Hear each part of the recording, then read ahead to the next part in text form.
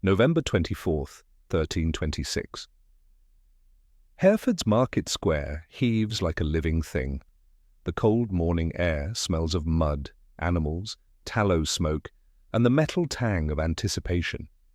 From the cathedral yard to the timbered shop fronts, bodies press shoulder to shoulder. Nobles in heavy, fur-lined cloaks keeping their distance from the crush, merchants and guildsmen jostling for a view, country folk standing on baskets and wheelbarrows, boys scaling posts to catch a glimpse they will brag about for years.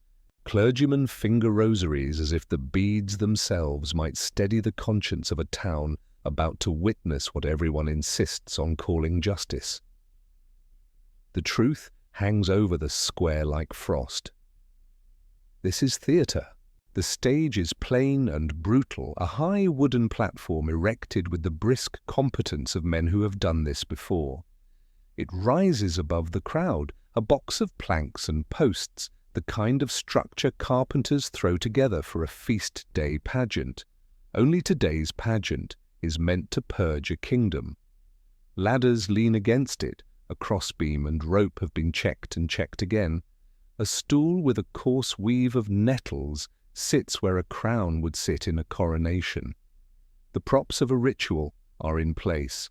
The audience is ready. All that remains is for the actor to appear. He does not walk so much as get dragged into view. Thin, grey with hunger, a man in his early 40s, whose fine bones and high forehead once looked princely, but now seem hollowed out by days of deliberate starvation. In a last futile bid to escape the spectacle others have scripted for him, he tried to evaporate into his own ribs. It has not worked. The guards lift him by the arms as one might lift a sack that has come apart at the seams. The remnants of what were once luxurious clothes, velvets, embroidered hems, hang off him like a lie that no longer convinces anyone. He blinks at the crowd, and a murmur ripples outward. There he is. A few winters ago, this man could make the English realm move with a whisper. He was the gate and the key to the king, the royal chamberlain, the unblushing favourite. He took audiences, he made enemies, he bent law and land to his appetite. People said no one stood higher save the king himself, and even that sounded naive to those who watched how the king leaned toward him in council. Now the same heads that once dipped when he passed are craned upward to see him fall. His name passes from lip to lip as if it has been set alight, Hugh Despenser the Younger. There are other names in the square, names that matter to the choreography. The Queen, Isabella of France, whose poise is a blade. Roger Mortimer, whose stare fixes the platform as if it were a ledger to be balanced. Sheriffs, aldermen, captains, marshals of the moment. But today it is Hugh who has been cast as the emblem of a sickness that must be cut out of the body politic. The crowd can taste the verdict, thick, iron, finished. Trials are parchment. This is the sentence. From the scaffold, the sounds of the square become a kind of score, the clatter of boots on the planks, the whispered rehearsals of ritual phrases in a clerk's throat, the rough, deliberate clearing of an executioner's chest. A bell strikes from the cathedral. 1, 2, and for a heartbeat the whole town inhales. A boy near the front, close enough to see the way Hugh's collarbone rises like a blade under his skin, climbs down from a barrel and onto his father's shoulders. The father's hands, stained with dye, grip the boy's ankles. Later, if asked, the boy will remember the touch of those hands more than any words spoken. That is how memory sneaks its way into history, by skin and weight before it becomes story. The crown of nettles braided by idle hands with mischievous diligence earlier that morning waits on its stool. Someone laughs too loudly and is shushed by a woman whose face is uncovered in the cold because she refuses to miss a single blink of this performance. Visitors have come in from the countryside and from towns along the Wye, drawn by rumour and the promise that today will correct a cosmic misalignment. The script that has been read to them for months is so simple that it feels divine: pride, greed, perversion, treason. The favourite who became a law unto himself. The favourite who climbed too high, the favourite who, they whisper with relish, shared more than counsel with the king. Whispers move faster than writs. For years the talk has hissed down corridors and in the smoky corners of inns, that Edward loved too much and the wrong way, that Hugh coaxed and handled and encircled, that between them the realm was turned into a private garden from which fruit could be plucked by whim. Whether or not anyone in that square knows what is true, everyone knows what is useful. Rumour is not the opposite of truth here. It is an instrument, tuned to break a man in public. Hugh lifts his head as if to see the edge of the sky. It is a hard English sky, thin with November light. The wind has teeth. It worries the corners of banners and tugs at the frayed lace on his cuffs.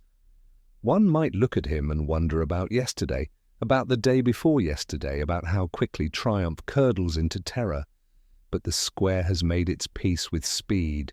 The country has been grinding its teeth through years of grievance, land seized, cases bent, widows shorn of dowers, the Queen herself humiliated, her children moved like counters on a board. A kingdom that has felt manhandled has brought its hands here to settle the account.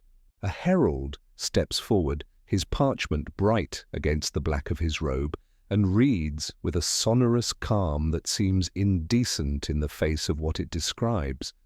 The list of crimes is long because lists are meant to dress rage in the dignity of procedure: treason, theft, extortion, the manipulation of the king's will, the subversion of law for private gain. Some in the crowd nod along, heads bobbing to the rhythm of the words like seabirds. Others gape, mouths open, waiting for the part that satisfies deeper than language. The herald's voice doesn't shake, the page doesn't flutter. The wind respects the performance. There is a moment, a sliver of time that feels like the hush in a church between confession and absolution, when Hugh must hear himself named across the square and recognize the strange double of his life. The same qualities that had looked like gifts, nerve, charm, hunger, quickness, now read as crimes. And whatever he thought he was playing at court has been rewritten as blasphemy against the order of the world. Even his body has been recruited by the production. The gauntness he inflicted upon himself has become a costume that flatters the crowd's appetite. See how sin thins a man, how arrogance burns away flesh, how the high are made low. The square appreciates a fitting moral. The guards adjust their grip. A clerk blots ink from his fingers. The Queen's face does not move. Mortimer's jaw does not move. A rope creaks somewhere above as a man shifts his weight. The nettle crown waits, the mockery of sovereignty plated green and poisonous, a little joke that will sting. And although the cruelty to come will be singular in its inventiveness, although this day will leave behind details whispered across centuries, what the crowd needs first is simple: to be told that what will happen is not merely revenge, that it is purification. How do you turn a man into a message? You raise a platform so all can see. You gather witnesses across class and cloth so the lesson has no loopholes. You crown with nettles what once stood beside a crown of gold. You let the air bite and the bell mark time, and the parchment pronounce a script that sounds like law and tastes like blood. Then in the full sight of England, you say, "This is what happens when a favourite mistakes the king's face for a mirror." On this stage, Hugh Despenser is no longer a person. He has become a shape cut into the moral imagination of a kingdom, ambition without restraint, appetite without shame, influence without measure. The ceremony will do what it was built to do, etch the lesson into muscle and plank and mind. But before the punishment, there is the question that draws us backward through the years like a tide. How does a boy born to privilege become the second sun in a royal sky, and then the body the realm decides must be broken to realign the heavens? To answer that, we have to rewind. We have to step off the scaffold, turn from the square, and walk back into the corridors where favour is minted, where land is a language, where love and rumour are hammers. Before the rope and the nettles, before the platform's breathless hush, there were choices, clever, petty, ruthless, ordinary, and a court that taught a young man what power feels like in the hand. Let's go there. He is not born into obscurity. Around 1286, Hugh Despenser the Younger arrives in a world already tilted toward him, a hall warmed by tapestries and oak, by the murmur of clerks and the clink of harness in the yard. His surname is a programme, not just a label. Despenser, the steward, the man who manages, who stands between resources and the hand that spends them. His father, Hugh Despenser the Elder, has earned a reputation for usefulness under Edward the Fay, Longshanks the Iron King who ground down Wales and hammered at Scotland. A trusted servant is the phrase that circulates at court, and it carries more weight than affection.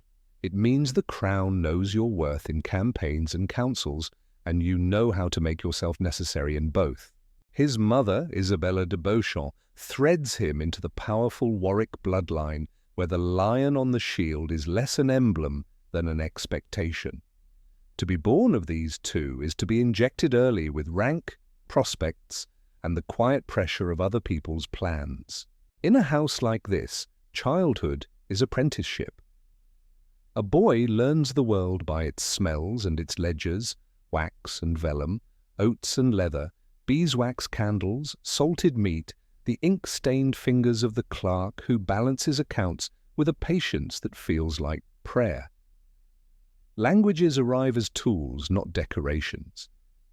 Anglo-Norman at table, the rounder vowels of English in the yard, Latin from the chaplain's mouth, where it tastes like law, and God and the crown's memory.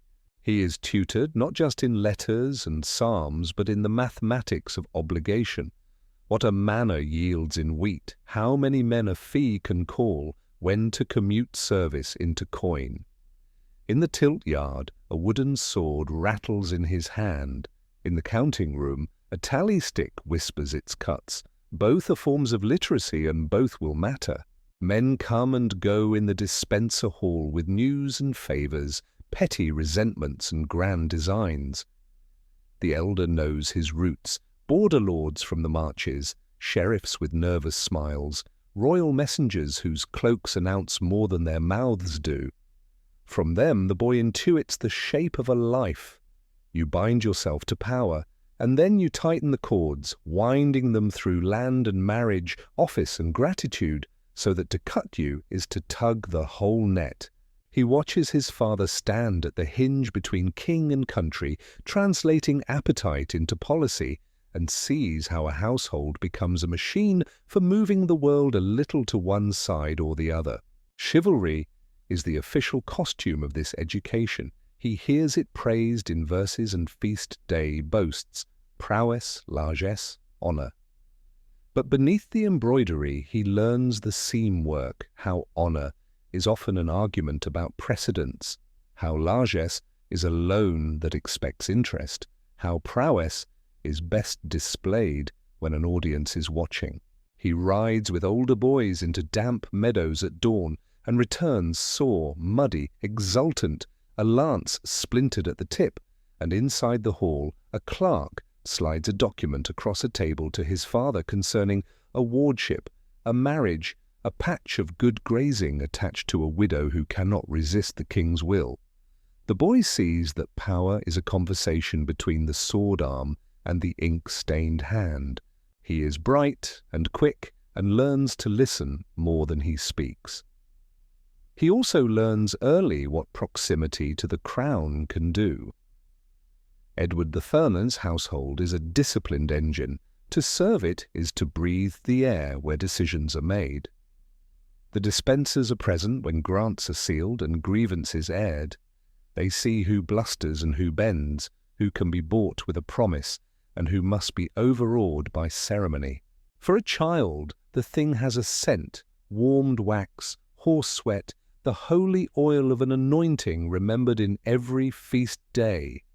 He comes to understand that the realm is not a map, but a set of relationships, and that court is not a place so much as a rhythm, a tide that carries you if you catch it at the right moment. Because his mother is a Beauchamp, he also understands how lineage operates like gravity. The Earls of Warwick have fought, married, and manoeuvred themselves into a kind of inevitability. Cousins and in-laws crisscross the realm with their small, purposeful ambitions. In this web, a boy like Hugh is both individual and instrument.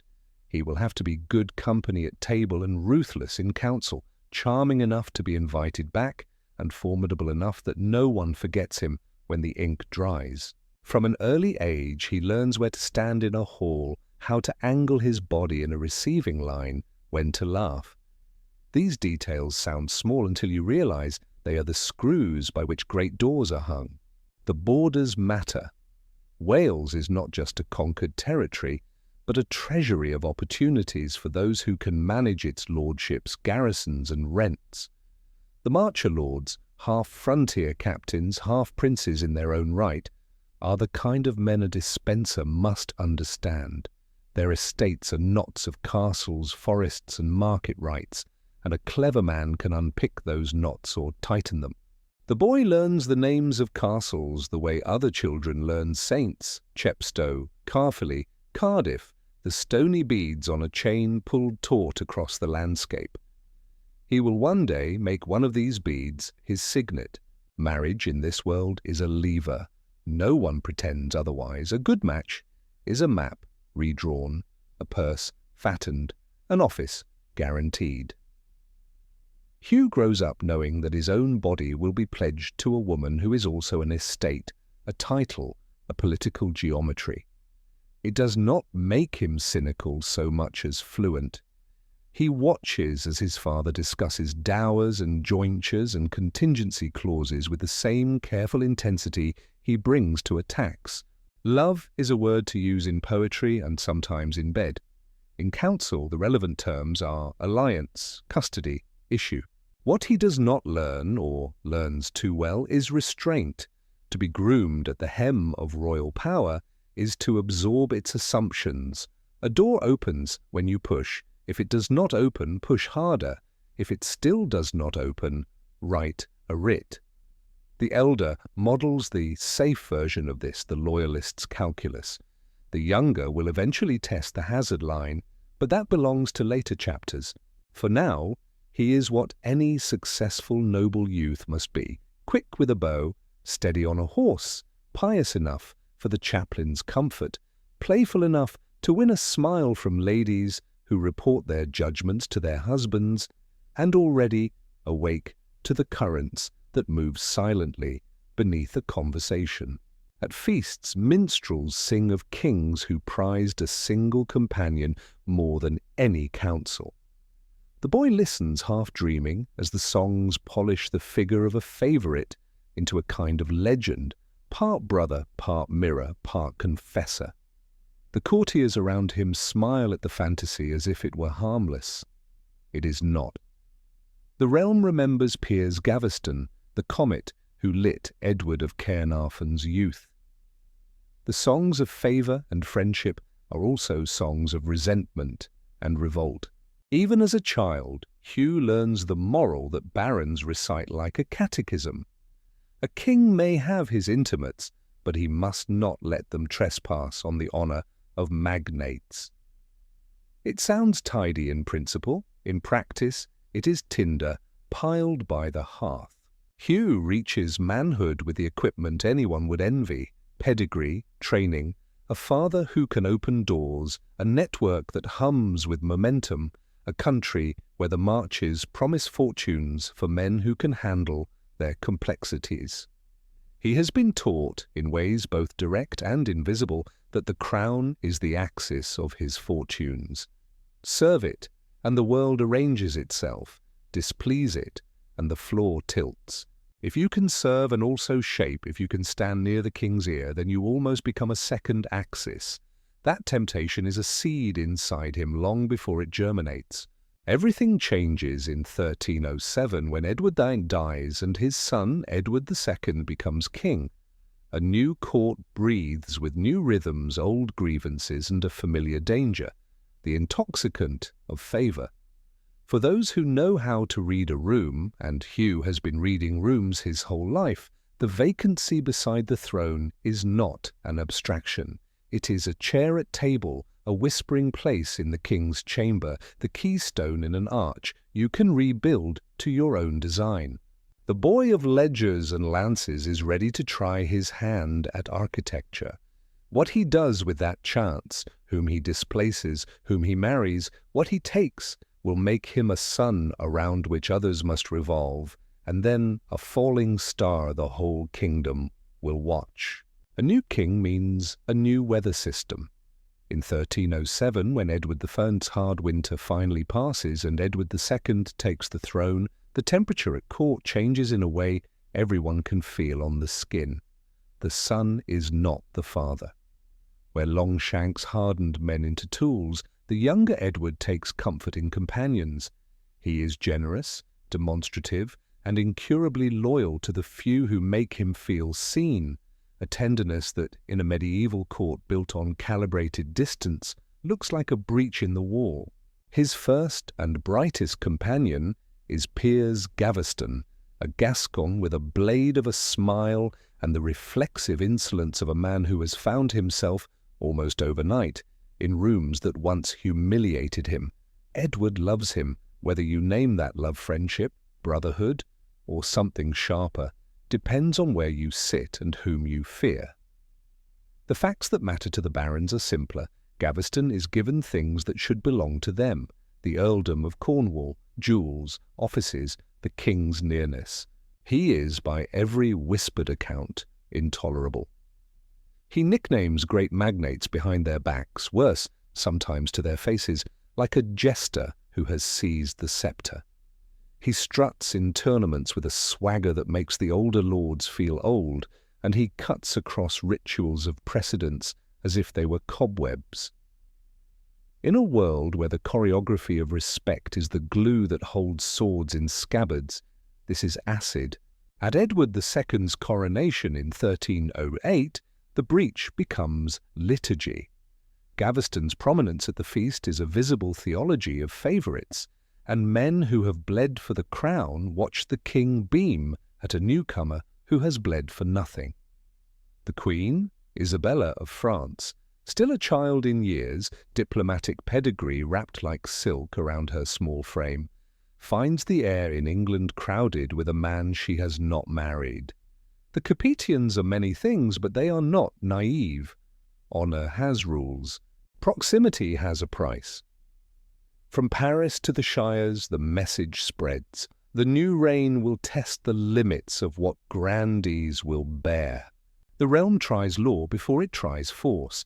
In 1311, the ordainers, 31 magnates and prelates who appoint themselves physicians to a sick body politic, draft the ordinances, a cure in 60-some clauses for a court, they say, is disordered.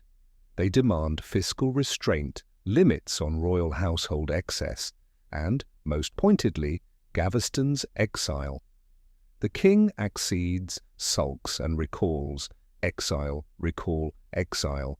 Each act writes on the same bruise.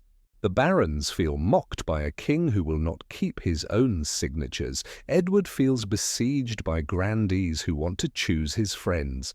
This is not a disagreement. It is a slow-burn war about the nature of kingship. Is a king a sun who chooses his planets, or a lantern trimmed by those who own the oil? Gaveston's enemies speak the language of reform. Their hearts beat faster for revenge. In 1312 they make the paper real. While Edward is in the north, Piers is hunted with the zeal of men who intend to correct the order by desecrating one man. He is seized near Dedington and handed to Thomas of Lancaster and the Earl of Warwick, the latter so grim in this business that chroniclers will remember him as the Black Dog of Arden. Law becomes a tent pitched after the house has burned. There is no trial in the sense that a priest would approve. There is only an arraignment of grievances and the satiation of a code that prefers spectacle to footnotes. Gaveston is beheaded at Blacklow Hill, a rise from which one can see the broad, indifferent fields of the realm he had dared to taunt. News gallops. The king's face becomes a mask of grief and fury. The baron's face is a mask of composure that does not quite hide satisfaction. For a moment the nation holds its breath, half expecting Edward to turn the world over in vengeance. He does not. He cannot. His resources are thin, his alliance is thinner. He absorbs the wound without cauterizing it. This is the first lesson the men around him learn. And remember, you can break the king's heart and live. But hearts leave vacuums. Gaveston's execution does not solve the problem it pretended to solve. It does not end the gravitational pull of favour. It intensifies it. To kill a favourite is to demonstrate to every ambitious man with a steady smile and a steelier will that the seat beside the king is both deadly and available. In the months that follow, the corridors around Edward II become a marketplace of poise and patience. Men measure their jests, they calculate their gifts, they learn how to be weatherproof, sombre in public, charming in private, while they wait for the king's loneliness to ask for company again. The barons congratulate themselves on restoring good governance. They haven't. What they have done is remove a mirror in which they disliked their reflections. Patronage still needs a face, the royal chamber still needs a keeper, the household still depends on a man who can turn the king's wants into writs, and the king's sighs into policy. Someone will walk into that chamber. The only question is who will learn from Gaveston's mistakes, who will feed the king's hunger with a quieter hand and turn that intimacy into architecture. Outside the palace walls, the country continues its blurred routine. Harvests are made and missed, sheriffs count and are counted, markets rise and fall, the marches hum with their own half-independent power. But at court, possibilities consolidate like a storm.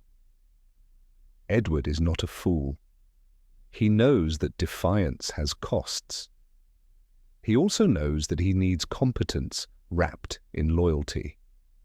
The clever men see it in his posture, in the way he leans forward when someone brings him not only solace, but solutions. It is in this atmosphere, dangerous and promising, scented with memory and menace, that Hugh Despenser begins to move in closer arcs. He has the tools. We saw him inherit the languages of power, land, law, lineage. He has the nerve to test locks and the patience to keep his hands clean while others get muddy. He is not at this stage the monster of later pamphlets. He is a courtier with a quick head, a noble with a map in his palm, a son with a father's connections and a mother's alliances. He has learned from childhood that a realm is a pattern woven by those who can keep the shuttle moving. Gaveston, for all his charm, was a flare. Despenser means to be a loom. There is a difference, too, in how each man offends. Gaveston humiliated in public, nicknames, peacocks, a coronation turned into a private joke. The barons could feel their dignity bleed in front of their households. The smarter favourite will humiliate in ledgers and land grants, in choices that look like justice until you trace their consequences. He will let the honour economy keep its song while he writes a new harmony underneath it. He will be, in other words, precisely the sort of favourite a king battered by reformers thinks he needs, efficient, loyal, and outwardly at least, deferential to forms. After Blacklow Hill, men talk of restraint and balance, and for a brief span it seems plausible that the realm might settle into a chastened rhythm. But grief hunts replacements. Edward's longing for a confidant is a structural feature, not a quirk, and the office of Royal Chamberlain, controlling access, smoothing petitions, organising the royal day, is the perfect instrument for someone who wants to tune a kingdom. Somewhere between the fading echo of Gaveston's fall and the next round of oaths, a seat is pulled out beside the king. Hugh Despenser's hand is already on the back of that chair. The office comes first, then the proof that offices are only as powerful as the hands that fill them. By 1316, Hugh Despenser has worked himself into the narrow corridor that opens directly into the king's private day. He is made Royal Chamberlain, a title that sounds domestic, until you understand what chamber means at a medieval court. Not a bedroom, a nerve centre. The chamber is the king's moving treasury, his closet council, his diary written in coin and favours. To keep that chamber is to control the hinge on which the monarch's attention swings. The hall is spectacle, the chamber is decisions. Men can spend years in the hall. One man in the chamber can eclipse them all. Access is not a view. It is a tool. As Chamberlain, Hugh decides who gets 5 minutes that becomes a grant, and who waits until their petition cools into nothing. He sees the king between moods, before the mask of majesty hardens for the day and after it cracks at night. He knows when to speak and when to refill a silence with solutions. The subtle rhythms of a sovereign's appetites become a timetable for the realm. A request that arrives with Hugh's thumbprint on it is not simply a letter. It is the king's head inclined, the king's seal already warm. In this way, proximity turns into policy, and policy, if you are hungry enough, turns into property. The marriage is the master stroke that makes proximity lucrative. Eleanor de Clare is not just a bride, she is a junction through which treasure will one day flow. She is Edward II's niece, royal blood in a world that tallies such things like bullion, and a daughter of the mighty de Clare line, whose lands stitch the marches to England proper like a seam of gold thread. Years earlier, the match looked advantageous. In the afterlight of Bannockburn, it looks providential. When Eleanor's brother, the Earl of Gloucester, dies amid the ruin at that Scottish battlefield in 1314, the de Clare inheritance shatters into portions destined for sisters.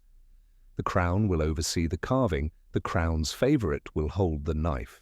What the Marches offer is not just rent, but jurisdiction, a flavour of sovereignty that tastes dangerously like kingship in miniature. Glamorgan, Eleanor's portion and Hugh's ticket, is not a mere estate. It is a Marcher lordship with its own courts, its own customs, its own licence to wage small wars and raise great walls. Cardiff and Caerphilly are not just fortresses, they are arguments built of stone, declaring that a clever lord can do in Wales what would scandalise the shires east of the Severn. To be Lord of Glamorgan is to command rivers of wool and grain, to summon men by the 100 at your word, to plant garrisons like seeds and harvest obedience. It is also, crucially, to stand astride the road by which the king's writ runs thin. A Marcher lord can make trouble or make order, either buys attention. Hugh understands the leverage instantly. With one hand he manages entry to Edward's ear. With the other, he tightens his grip on a lordship that behaves like a small principality. The two hands learn to help each other. If Glamorgan needs something, a confirmation of liberties, a favourable interpretation in a border squabble, the Chamberlain's desk produces it in the king's voice. If the king needs something, a loan smoothed, a stubborn sheriff nudged, an enemy in the west compelled to cooperate, The Lord of Glamorgan obliges with troops, with pressure, with what men call good offices and mean useful force. Those who watch closely can see the change without being able to stop it. Hugh's entrances are quieter now, but more consequential. He no longer needs to preen like a peacock in the hall. He can unmake a man's prospects with a private word and call it administrative neatness. At table, he is courteous to the point of blandness, a profile designed to be forgotten by those who must not understand him. In ledgers and in marches, however, his outline sharpens, rents consolidated, franchises expanded, disputed rights clarified in a way that always seems to end with another set of keys on a dispenser ring. Eleanor's presence at his side is not decoration. She is a political fact with a mind, and her dowers, jointures, and claims are instruments Hugh plays with growing fluency. Marriage, in this world, is a machine for moving land. Spouses are engineers. When Eleanor presses her rights, she does so with a royal uncle's memory warming her case, and when Hugh converts those rights into anchors, castles garrisoned, manors absorbed, advowsons captured, he does so with the chamberlain's practised shrug. What can he do? The law is clear, the king has spoken, the ink, alas, is dry. From the outside it can look like administration, inside it feels like acceleration. Grants that might once have taken months now appear as if conjured. Petitions that would have died on a clerk's lap breathe again when Hugh lifts them by the scruff. A rival's claim, sound enough by any common standard, is discovered to have a small fault at precisely the moment that fault becomes disqualifying. The realm learns, slowly, resentfully, that where Hugh stands, gravity shifts. None of this, to be clear, is against the rules, as the rules are written in a century that expects the powerful to be unapologetically useful to themselves. The problem is volume and velocity. In the marches, a heavy hand can be pardoned as frontier habit. At court, a heavy hand begins to look like a philosophy. The same efficiency that makes a king sigh with relief makes magnates grind their teeth. They have been dispossessing and arranging and borrowing the royal name for generations. To protest that practice would be to indict themselves. What they resent is not the principle but the degree, and the increasingly unmistakable sense that a single household has found a way to turn the king's favour into a monopoly on momentum. The geography conspires with the politics to amplify the effect. From Glamorgan, you can reach into the heart of Wales and along the trade arteries that feed Bristol and the Severn. Caerphilly's concentric towers promise a siege will be long and a memory longer. Cardiff's wharves promise that wool will leave and coin will arrive in obedient cycles. The customs of a marcher lordship allow you to keep your own courts, and in your own courts the stories people tell about right and wrong tend to end with your name.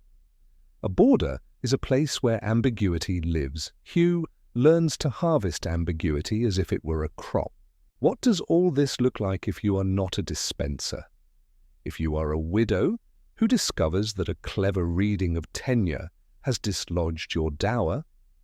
If you are an in-law who thought blood entitled you to a share but finds the king's ink has declared you mistaken? If you are a lesser lord in the march who wakes to realize that the new Lord of Glamorgan is not interested in the old dance of reciprocity, but in a more modern arrangement where gratitude runs in one direction? It looks like suffocation masked as governance. It looks like a neighbor whose fences move in the night and are discovered in the morning to be perfectly lawful. The king, for now, is charmed by results. Grain moves, the chamber runs, the marchers keep quieter than usual. A problem presented to Hugh returns as a solution pinned neatly to a writ. Edward, who has always preferred the loyalty he can feel to the theory of equilibrium he is constantly being lectured about, leans toward the man who brings him peace where others bring sermons. He has misread favourites before. he believes he has learned. Gaveston, he tells himself in one of those private monologues a sovereign mistakes for counsel, flaunted and mocked and forced my hand. Despenser works and smooths and steadies. He does not see, cannot afford to see, that smoothing can be a way to sand down every rival claim until a single figure fits, flush against the grain of the state. Even at this early peak, the rumour machine keeps tempo. There are already whispers that the intimacy between king and chamberlain runs beyond politics, that the warmth in the royal chamber glows with something more than companionship. Whispers do not need proof, they need context. A man who accumulates at this speed creates his own. Hugh's courtesy only partly disarms the talk, his successes feed it. The marches amplify it like a hill that throws back an echo. But this part of the story is still the building of the engine, not the burning. The components are in place, an office that converts presence into power, a marriage that converts lineage into land, a lordship that converts geography into license. The levers work, the belts do not slip. All that remains is for a man with an appetite to discover that in England, as in Glamorgan, you can move the fences if you can persuade the map-maker that the fence was always there. Soon, the realm will learn how hungry one household can be. Once the machine is built, appetite becomes policy. Despenser's genius is not that he invents new tools, it is that he uses the old ones at a speed and scale that make them feel like a new regime. Wardship, custody of an heir, and his lands until he comes of age, has been the crown's cash cow for generations. Under Hugh's hand it becomes a lever to pry open whole estates and keep them open long after the child becomes a man. Forfeiture, lands lost by rebels or criminals, has always been the sovereign's prerogative. Hugh refines the art of making enemies inconveniently criminal at precisely the moment their manners would be most useful. Escheat, property that reverts to the lord when a line fails, has always required a tidy bit of proof. Hugh becomes tidy's patron saint. The rhythm is brutally simple. A rival dies, a widow sues for her dower, a cousin insists an earlier settlement entitles him to a share, tenants swear to customs older than memory. In every such tangle, the chamberlain's thumb tilts the scales. A writ appears that no one else could coax from chancery in time. A royal inquiry discovers that a grant made under a previous mood of the king was a mistake. Fortunately, the present mood corrects it. If a lord in the Marches refuses to sell a right of passage or a strip of good pasture, a sheriff turns up with a polite letter whose politeness grows teeth. The law is not broken, it is used until it screams. Witnesses describe the same pattern over and over in different counties. A tenant who has held from a local lord for decades finds himself summoned to answer for intrusion into the king's lands. A widow who thought her jointure safe is informed that a flaw in an old deed, harmless until today, makes her claim void. An in-law who expected kinship to count stares at a sealed order that says kinship counts for less than royal convenience. It is not merely that Hugh wins. It is that men begin to speak of law as if it were a cloth he can wrinkle with his thumb. In Wales, the effect is magnified by distance and by the special customs of the march. Glamorgan's courts speak in a voice that is both local and lordly, and Hugh learns to pitch that voice so that it harmonizes with the king's when it must, and drowns out lesser music when it can. Disputes over hunting rights become pretexts to move a boundary stone. Questions about mildews become a chance to swallow a village's stream whole. Castle constables, eager to please, stretch their authority like bowstrings. Reeves who balk are replaced by men who understand that the Lord of Glamorgan prefers initiative to scruple. Even his own wife's kin feel the pressure. The de Clare inheritance, more a continent than an estate, has edges yet to be agreed, waterways yet to be apportioned, rights of wardship and marriage that can be argued 3 ways before dinner. Hugh argues them all, and always the way that leaves his household heavier. He does not need to storm a keep to take it. He can make its title embarrassed to belong to anyone else.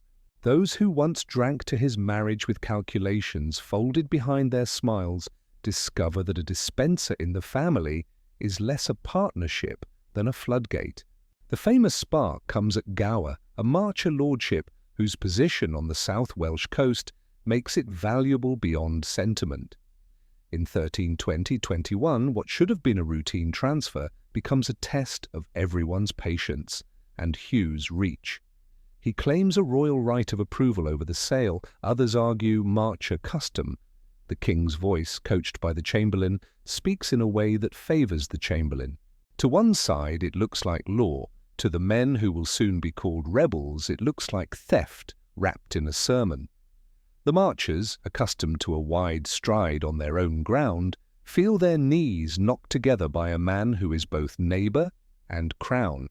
Outrage, so often a private luxury, for magnates becomes a coalition. But Gower is only the emblem. The deeper resentment grows from 100 smaller cuts. The Earl who hears, too late, that a right-of-way he insisted was customary has been recorded as a courtesy of past lords. The abbey that wakes to find its fishery regulated in the king's name and farmed in the chamberlain's interest. The merchant syndicate in a river town that cannot get its charter confirmed until it agrees to terms that rote profit, subtly, permanently, through a dispenser toll point. Men who have long practised sharp dealing smell a sharper blade and call it poison because it is not theirs. Chroniclers who disliked Hugh most did write that he was not subtle and not fair. This is true only from the receiving end. At court his manner is even, his phrases civil, his victories accomplished by the time anyone realizes there has been a contest. In the shires and the marches, his officers move with an air of calm inevitability, like clerks correcting a ledger someone else smudged. If resistance stiffens, the king's name rides ahead of them as if it were a sacrament. If resistance dissolves, the Lord of Glamorgan's name lingers, a reminder that favours and permissions live in the same house. For ordinary people, the change is felt as a pressure that has no face. A villain's rent is reassessed. A miller is more strictly accounted with. A tanner's access to oak bark is regulated. These words fold pain into policy. A widow who arrives at court with her hair covered and her documents tied with ribbon discovers that the rules she trusted are less rules than arrangements. She goes home with a smaller future. A knight whose grandfather sat at the same hearth for 50 winters learns that a royal letter can make a hearth an encroachment. They do not all know Hugh's name. They know that someone is moving through England, changing nouns into verbs. The court, for a while, applauds results. Edward's debts seem less like holes and more like trenches bridged by the chamberlain's energy. Petitions that might have become quarrels become receipts. The sense that the realm is managed, that favourite verb of men who dislike accidents, settles over Westminster like pleasing weather. When rumbles rise, Hugh can point to the king's seal or to the advantage enjoyed by the crown. He is not a robber, he can say with perfect composure. He is a steward. Those who whisper robber discover that the word does not travel well when the roads are policed by men who serve the steward. Yet power that is felt in the bone cannot be disguised by language. So the magnates begin to recognize one another's stories in private talk, and recognition is the mother of alliance. Marcher lords who would cheerfully feud over a hillside agree for once that a greater nuisance has built a campfire in all their dooryards. Men who normally salute the royal name begin to say very quietly that a king whose seal is a household's instrument is a king who has mislaid the difference between person and office. The Queen's allies, those she has left, diminished as she is, add their murmurs. Clerics who have petitioned for relief from encroachments on the liberties of Mother Church digest the lesson that parchment will not save them from appetite. Hugh notices, of course, he is not fool enough to think enemies dissolve when ignored, but his answer to resentment is more of what has made resentment necessary: speed, confidence, the sense that the best defense for a practice is to make it ubiquitous. By 1321, the map of who owns what, who holds from whom, who may pass where, has been redrafted in a dozen counties with a Despenser pen. It is not a secret that he has few scruples. It is a boast that scruples are for men who cannot get the king to nod at the right moment. When the first letters ride through the marches calling men to remedy the realm, the surprise is not that there are replies. The surprise is how quickly household banners that once kept to separate roads begin to move in the same direction. They do not need to like one another to hate the same man. It begins, as such things do, with a restless baron's dinner table, an ale bench where a knight leans too far and says too much, a hawking party where someone suggests that the birds would fly truer if a certain chamberlain were set adrift. It becomes very soon more than talk. The realm has endured favourite after favourite. It has watched kings dote and repent. It has even accepted with grinding practicality that men in the royal chamber will enrich themselves. What it has not yet accepted is a favourite who behaves as if the realm is a mishandled estate, and he the bailiff sent to make it earn. By the summer of 1321, the patience of men who believe themselves born to command, not to be managed, cracks. The word that rides ahead of their musters is a respectable one: reform. The word they think when they tighten girths is uglier and more honest: revenge. Exile is the remedy they intend to administer. If the king will not remove the instrument that has retuned the kingdom to one man's pitch, the kingdom will remove the instrument and dare the king to sing alone. The marches are coming. And Hugh, who has taught England how quickly a practiced hand can close around a prize, will learn how quickly a country can close its hand into a fist. First, the grumbling had a banner, then the banner had a following, and by the summer of 1321 the following had teeth. From the Marches to the Thames Valley, household after household answered the same invitation, dressed up as a duty: ride out to remedy the realm. The word tasted respectable in the mouth and violent in the hand. Men who could not agree on a hedgerow agreed, for once, on a face, the chamberlains, and on the sensation he had put into their chests, the hot, degrading feeling of being managed. They struck where pride is kept, in halls and storehouses, in parks and mills, stamped with Despenser authority. Retinues moved like combs through the hair of Glamorgan, tugging at everything that belonged to Hugh. Gates that had swung only one way swung the other under the push of mailed shoulders. In some places the work felt like a stern inventory. This was taken, now it is returned, and in others like a festival of resentment, where the rich man's dovecoat is a symbol no one can resist raiding. In a season, the careful accumulation of years was turned to ash, splinters, and missing tallies.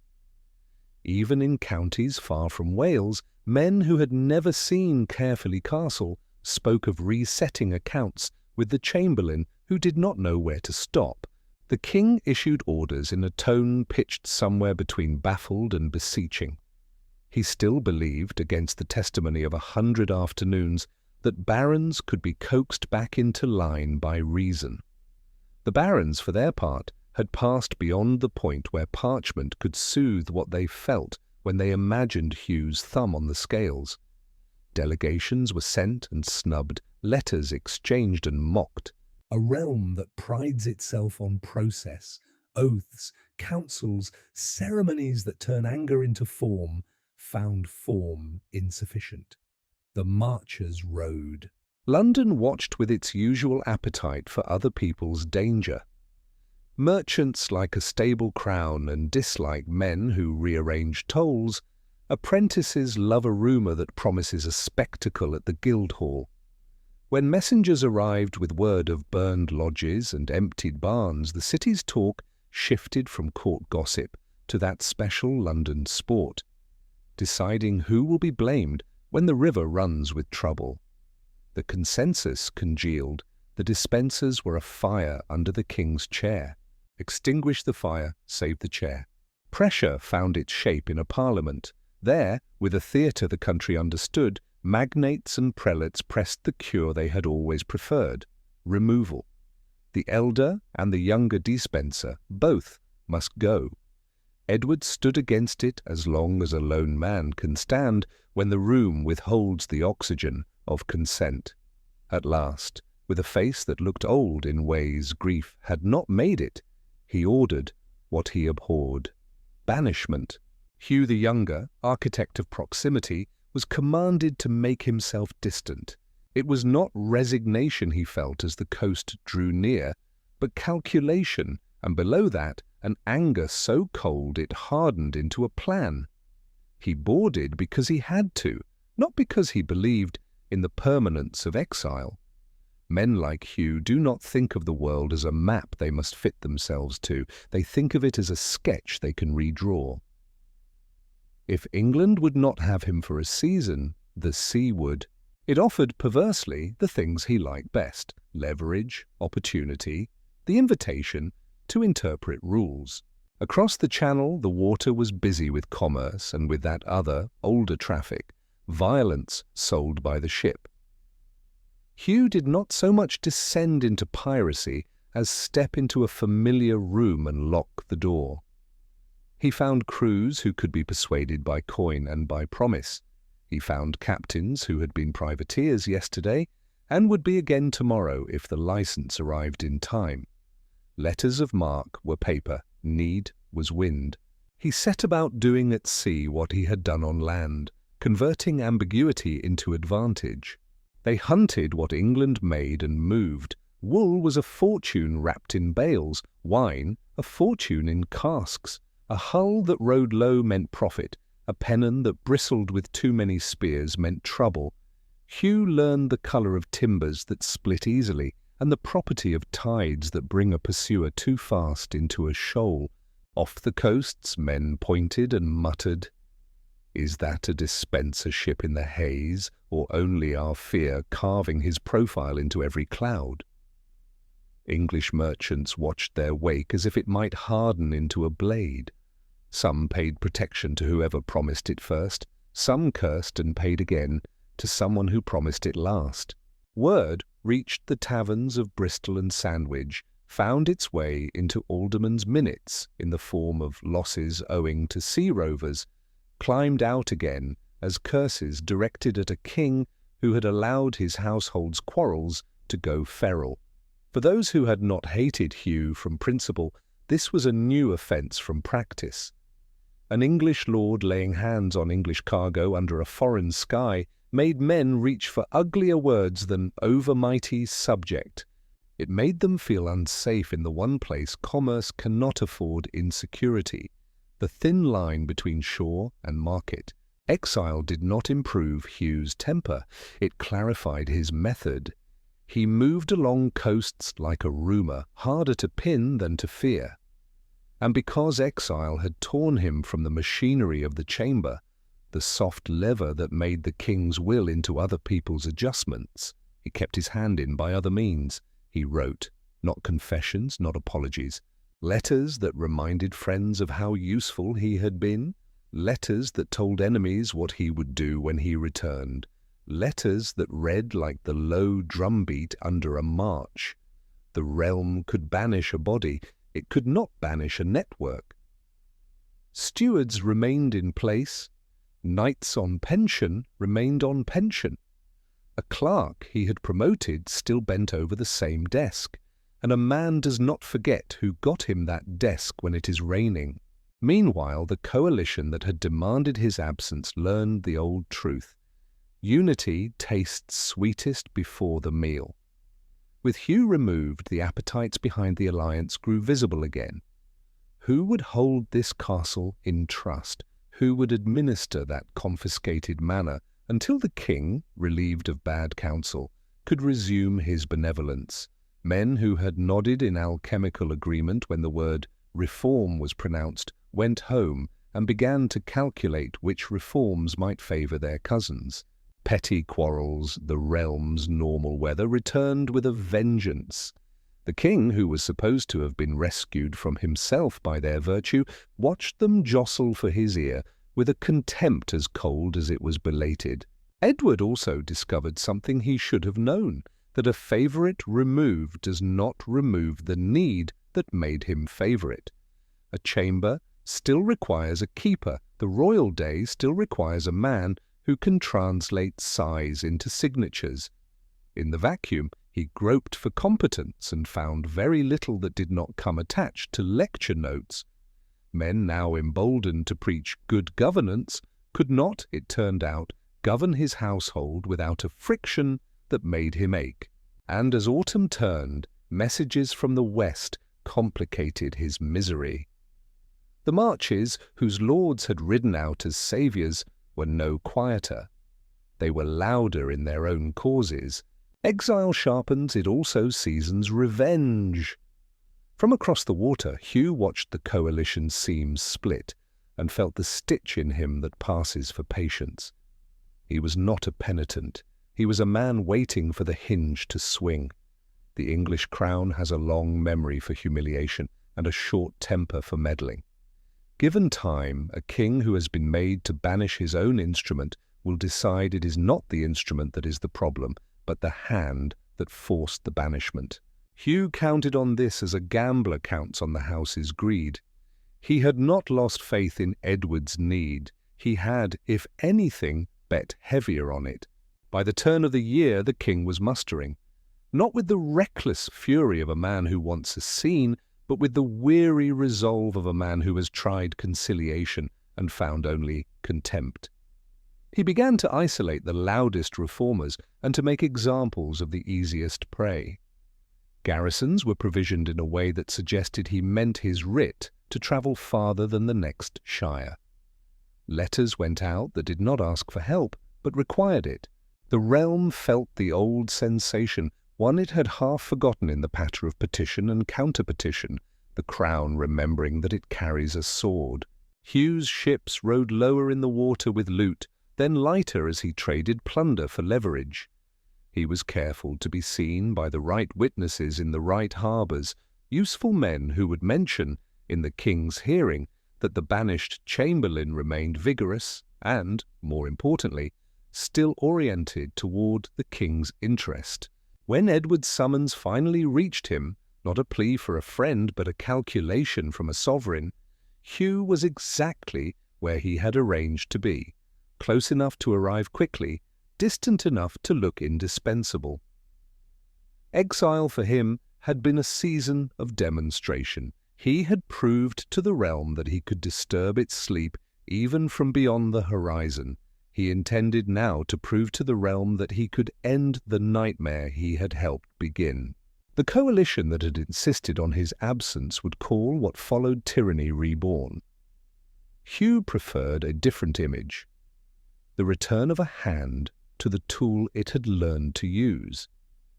In 1322, when the king struck, he struck in the old way, law announced by force, force cleaned by law.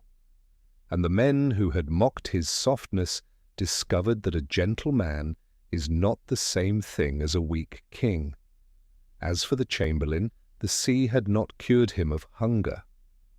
It had taught him a lesson the Marches had only begun to teach. A man who cannot be stopped on land or water is a man many will decide to follow, and more will learn to fear. He turned his prow home. When the tide turns, it erases footprints as if they were boasts. In March 1322, the king, who had been lectured into banishing his own chamberlain, found his spine in the field. The rebels who had ridden under the silk of reform ran into pikes at Boroughbridge. Thomas of Lancaster, their sullen lodestar, ended his argument on a scaffold at Pontefract. Parliament met at York and tore up the ordinances that had sought to trim the crown into a shape the magnates liked. The message was as old as monarchy and as new as the ink that carried it. The king had remembered that he was king. Into that vacuum of defeat and paperwork came the most predictable arrival in England, Hugh Despenser, recalled from his sea-wolf exile like a tool put back into the hand that had missed it. His restoration was not merely personal, it was a program. Lands returned, then multiplied, offices restored, then expanded. Those who had prospered in his absence discovered that titles can be temporary, and that memory, royal and Despenser both, is an abacus that clicks in two colours, favour and debt. Punishment wore the costume of process. Commissions rode circuit to inquire into treasons, sheriffs collected oaths and men, justices of Oyer and Terminer unrolled their parchment and found with unfailing regularity that those who had disliked Hugh now had legal reasons to be fined, imprisoned, or peeled of property. Forfeitures fell like a late frost. The king needed revenue. The chamberlain knew exactly where disaffection and wealth overlapped on the map. A rebel's manor padded the wardrobe accounts. A trespass, compounded for cash, patched the crown's purse and thickened Hugh's web of obligation.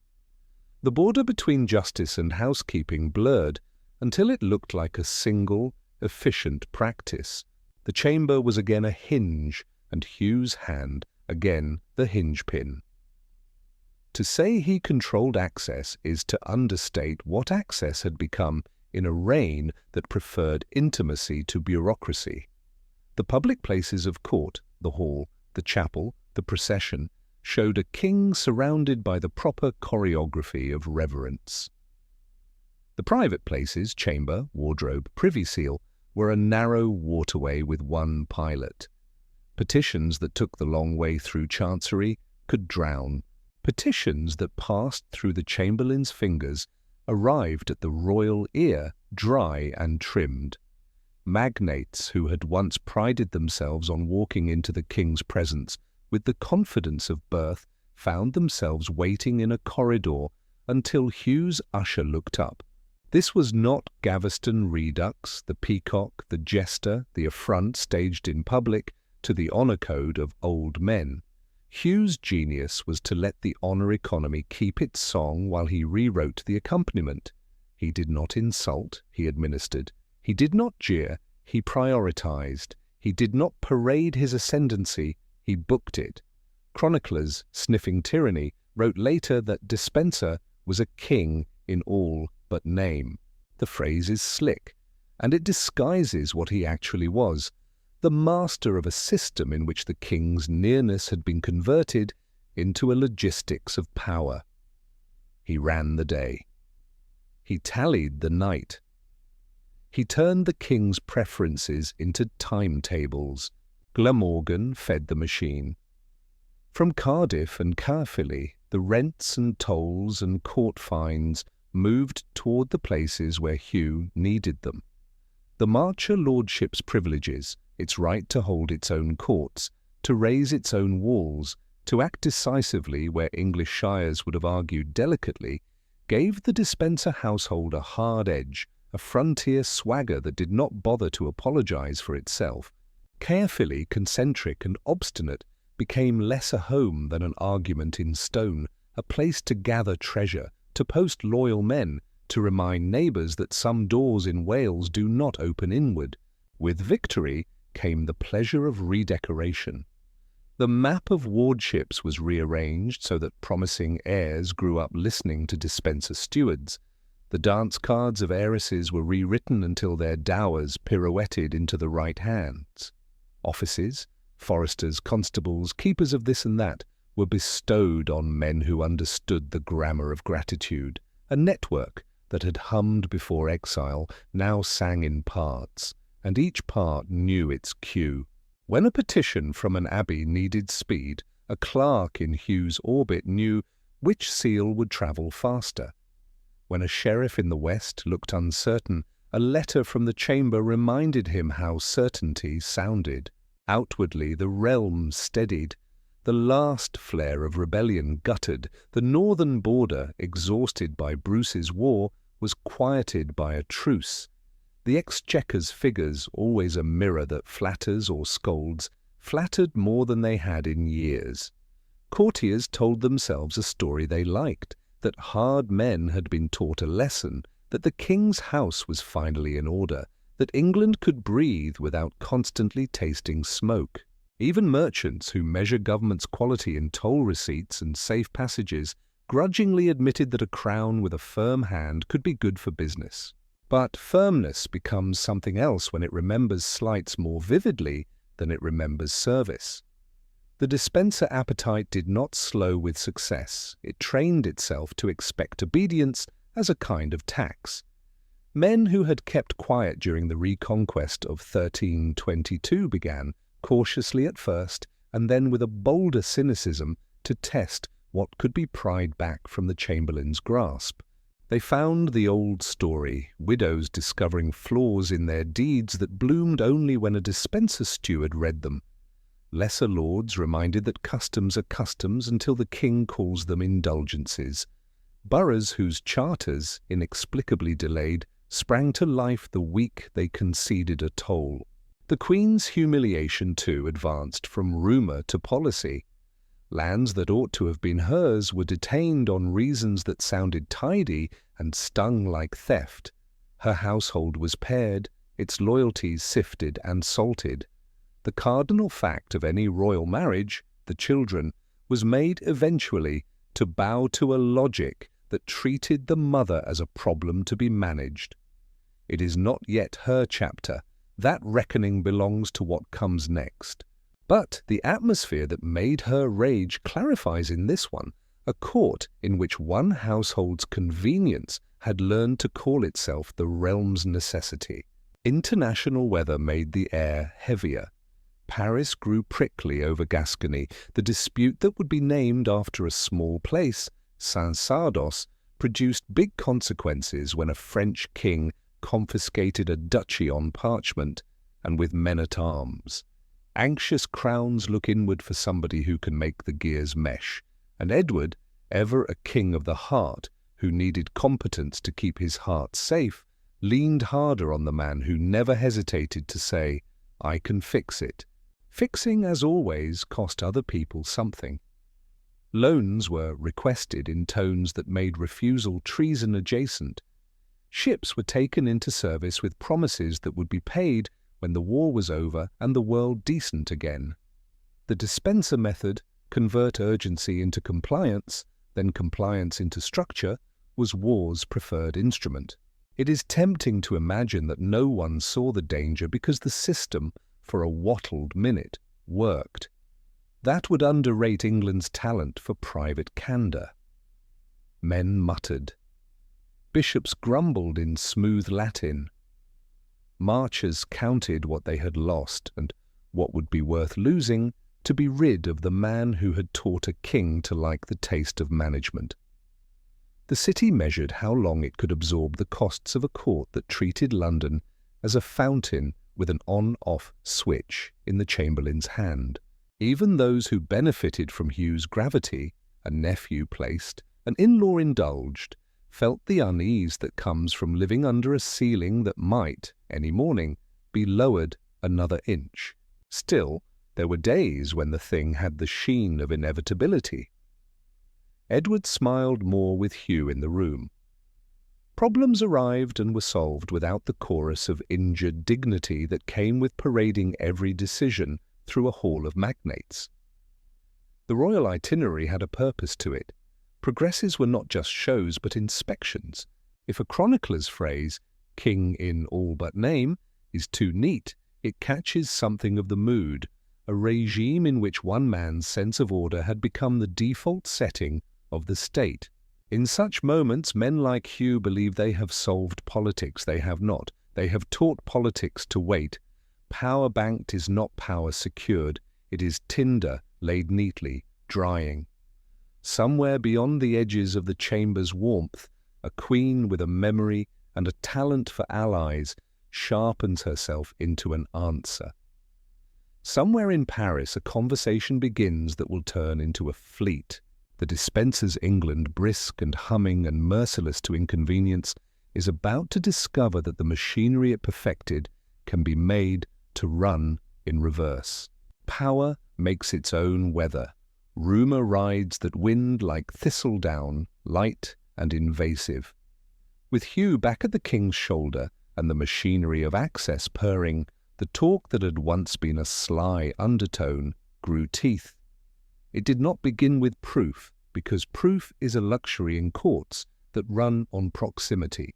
It began, as such talk always does, with posture and pattern, the way Edward's gaze tilted when Hugh approached, the way petitions stamped with the chamberlain's influence moved as if greased, the way a day soured when Hugh was absent and sweetened when he returned. Men who were losing things, lands, suits, precedents, needed a story that explained why their world was being rearranged against them. The story they chose was older than law and sharper than any writ. The favourite was not merely the king's instrument, he was the king's beloved. The Middle Ages had a precise dread for this kind of tale. Confession manuals, those pocket catechisms of conscience, spoke of the unnameable vice, the sin against nature, nefandum, as if to say the word were to smuggle it into the room. The charge of sodomy functioned like alchemy in reverse. It turned fellow feeling into contamination, intimacy into a crack in the kingdom's foundation. In a society that thought of order as a set of nested hierarchies, God above king, king above lords, husband above wife, priest above layman, sexual categories were not private choices. They were beams in the roof. Remove one, and the whole house creaked. That is why the rumour did not need to be true to be useful. In truth, the evidence is smoke, a pattern of favour, a cluster of decisions, the king's visible need for a single face in a room full of masks. Edward had always been tactile, demonstrative in a register that made hard men at table shift in their seats. Hugh had always been a man who knew how to turn warmth into architecture. Put the two beside each other, and the human mind, hungry to convert discomfort into certainty, draws a line. Chroniclers writing in monasteries where the world's tantrums came down the years as gossip in Latin copied and embellished what they heard. Later readers would treat the script as if it were minutes from a meeting. It was not. It was a story told by men who wanted the ending to justify the means. Still, the talk did something that writs and commissions could not. It made opposition feel like piety. To denounce the favourite was not merely to defend property or pride, it was to defend the moral scaffolding of the kingdom. Whispers in cloisters and great halls translated appetite into sin and policy into pollution. A confiscated manor might be regrettable, a polluted realm demanded cleansing.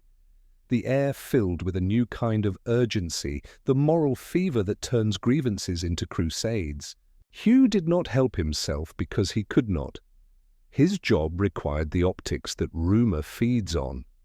The chamberlain's office was a theatre of closeness, private counsel, errands that took him through doorways where other men's voices died. To do that job at all was to invite the suspicion that he had cut to the front of a line other men thought sacred. To do it well, and he did it very well, was to make that suspicion look like a diagnosis. He kept his face even, but the realm read into that composure whatever it needed to see. Arrogance, secrecy, the bland mask of a man who thinks himself untouchable. There is a cruelty to the way sexual slander works that outlives the men it destroys.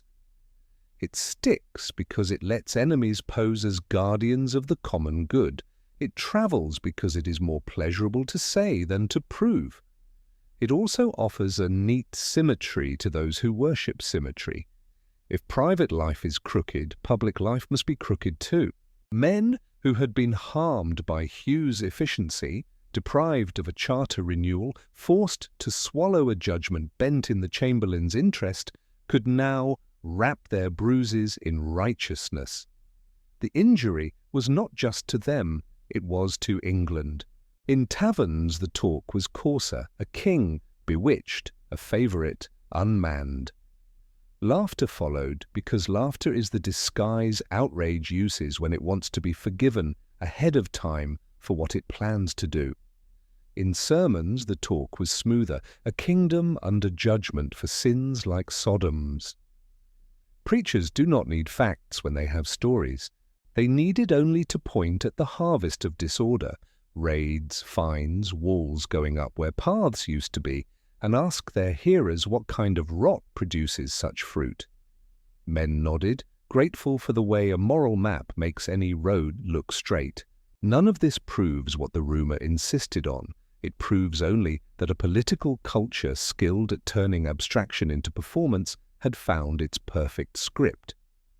And because England was a place where spectacle mattered, where justice wore costumes and punishment danced before crowds, the script all but wrote the climax. If the favourite's power had been obscene, then his fall must be purification. If his intimacy had been a crime against the structure of the world, then the body that had housed that crime must be made into a lesson about bodies. The imagination that invented a sin for Hugh also invented the choreography of his end, complete with the nettle crown and the torment that would address, symbolically and painfully, the vice people preferred to discuss at a distance. There was another audience for the rumour, one whose anger had little to do with confession manuals and everything to do with rank.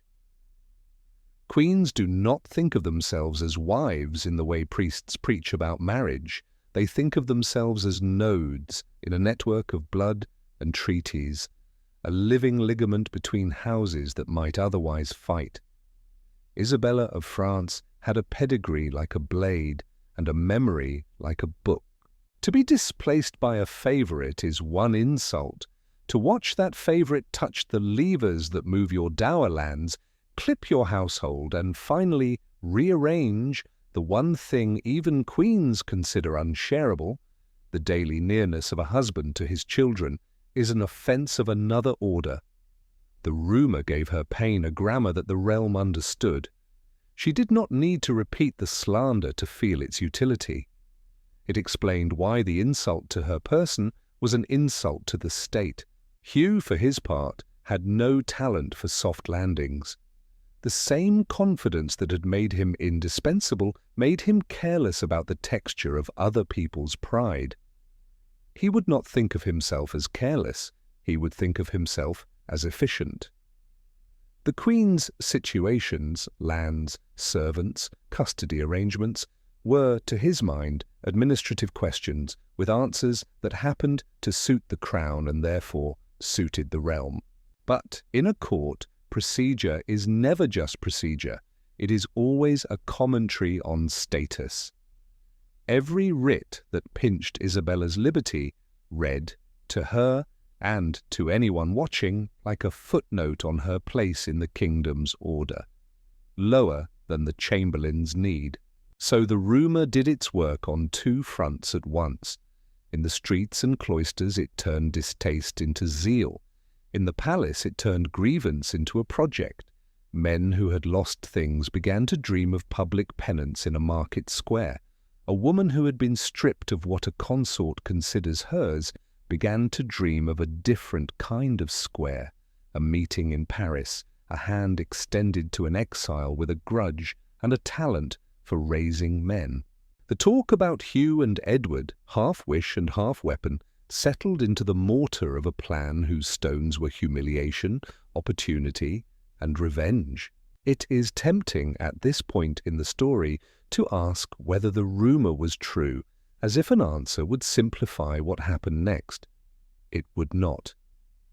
Even if one could prise the door of the royal chamber off its hinges and peer inside, the kingdom would still have needed a purification scene. men would still have wanted the violence to mean something more than relief. In that sense, the accusation did not cause the catastrophe. It decorated it. It draped symbols over a political fact. Too much had been taken by one household under cover of the king's name, and those who meant to unmake that fact needed a liturgy angry enough to enlist the nation.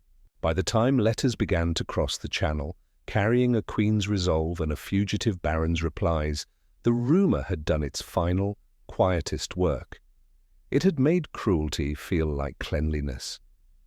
It had taught a country to imagine an ending in which a body could become a blackboard and pain a kind of handwriting. When the fleet finally ran before a September wind and England began, again, to change its mind about who ought to be near a king, no one would say they were chasing a story. They would say they were restoring an order, and they would carry in the private pockets of their souls the kind of picture that ensures no one flinches when the nettles come out. There are injuries a queen can absorb and injuries that cut through the fabric she is made of. Isabella of France, daughter of Philip IV, the cold genius who bent popes and templars to his will, sister to 3 kings, a Capetian raised to think of blood as architecture, had borne the gossip about favourites with the royal art of looking elsewhere. Favour ebbs, courts molt. A sensible consort waits while the king performs his enthusiasms. But what Hugh did in 1324 was not enthusiasm, it was policy made intimate. It trespassed into the narrow sanctuary a medieval queen can still call hers. The pretext was war, which is to say the pretext was tidy. In the quarrel that would be named for a small Gascon village, Saint-Sardos, the French crown moved, the English crown balked, and parchment turned to pikes. Edward's ministers seized the lands of French-born people in England as alien property. The net could have been thrown with discrimination. It was not. It was cast so that the Queen's own dower, the great cushion of estates pledged to sustain a consort's household, charity and rank, was hauled in with the rest. What might have been a temporary revenue measure became, under Hugh's hand, a permanent humiliation. When Isabella reached for the purse every queen expects to hold in her own name, she found Hugh's fingers already there. Dower is not decoration. It is the operating budget of queenship. Laundresses and chaplains paid, alms distributed at the gate, petitions answered with coin and not just smiles. Stripping it was not merely stingy, it was interpretive.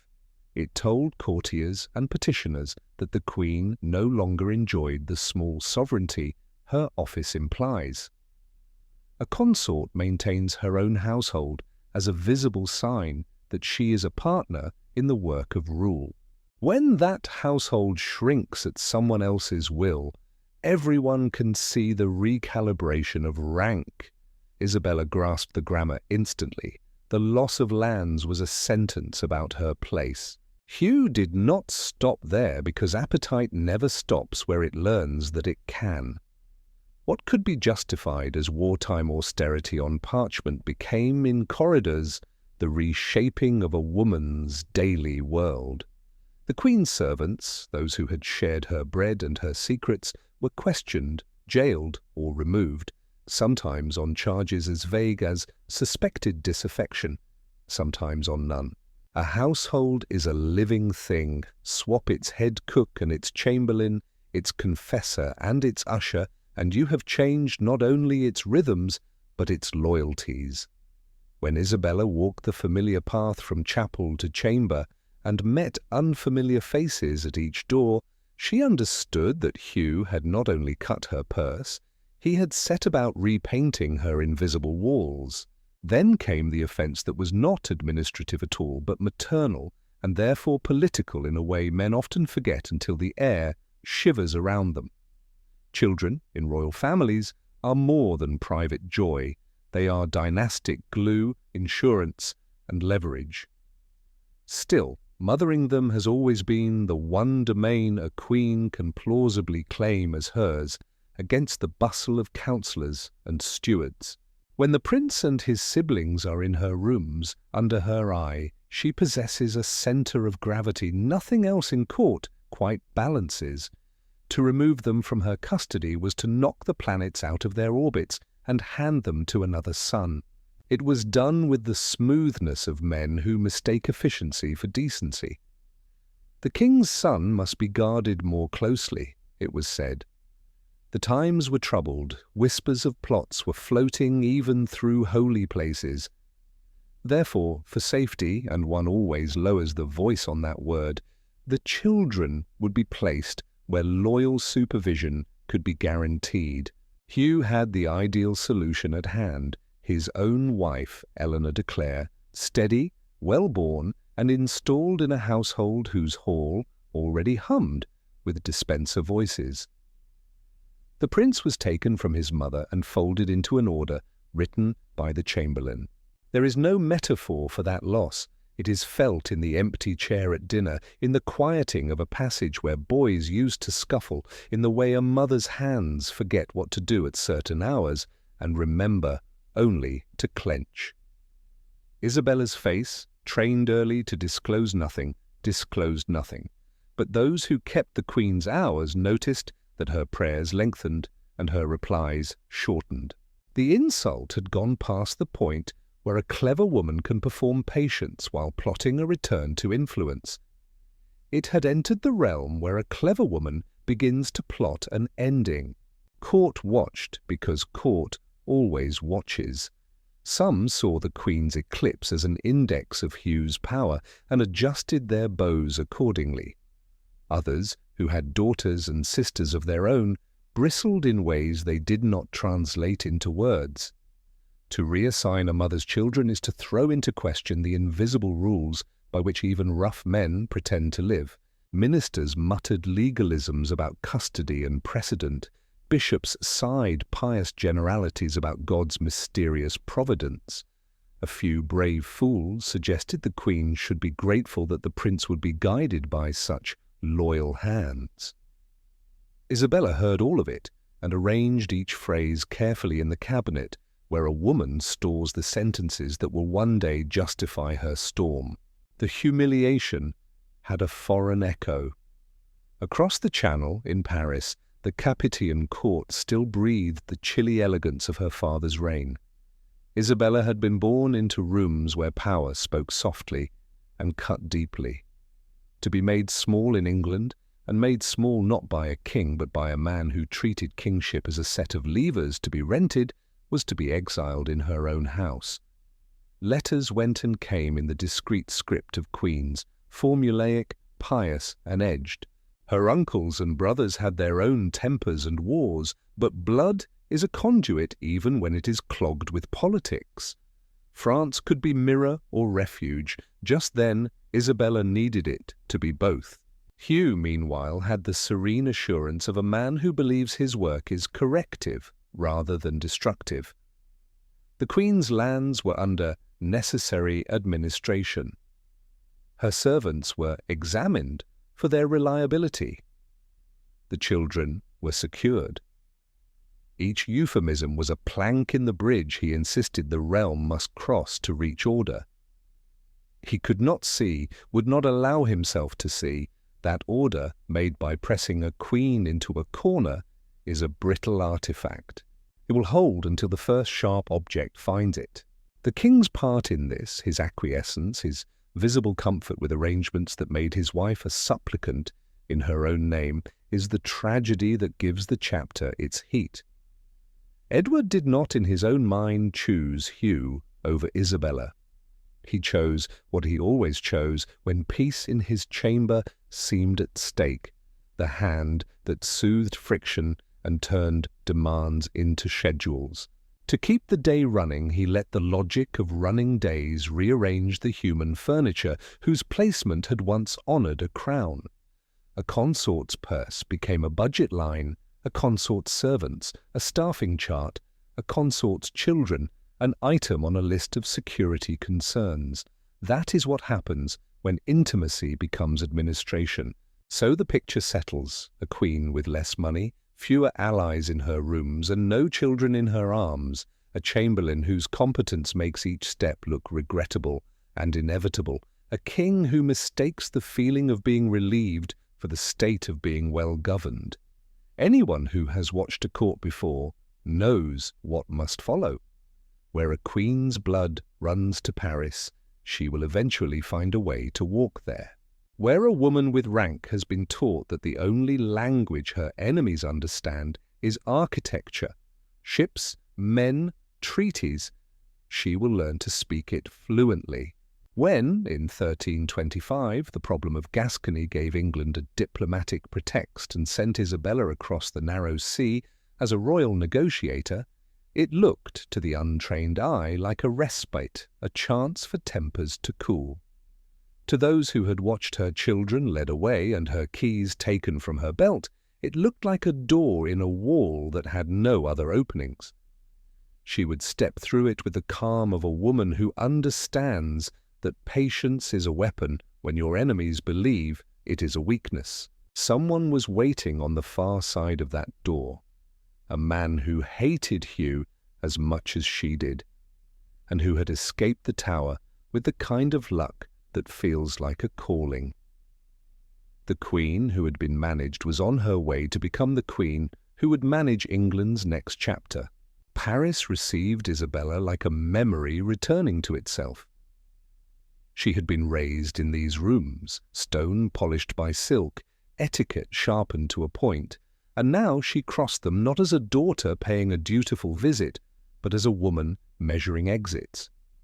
The official reason for her journey was Gascony, to soothe a French king's anger and untangle the tetchy business of a duchy whose legal fiction made the King of England a vassal to the King of France. The real reason was simpler. England had taught her that proximity to her husband was no longer power. France would teach her how to turn distance into it. Roger Mortimer entered her Paris like a blade slipped into a scabbard that had been waiting for it. A marcher lord with the hill country's arrogance and a fugitive's new humility, he had opposed the Despensers, been taken, lodged in the Tower, and then, against the sort of odds that make men feel consulted by Providence, escaped in 1323. If Hugh's rise had been an education in how the chamber could throttle a nation, Mortimer's fall and flight had been an education in what a man will dare after he has already been broken.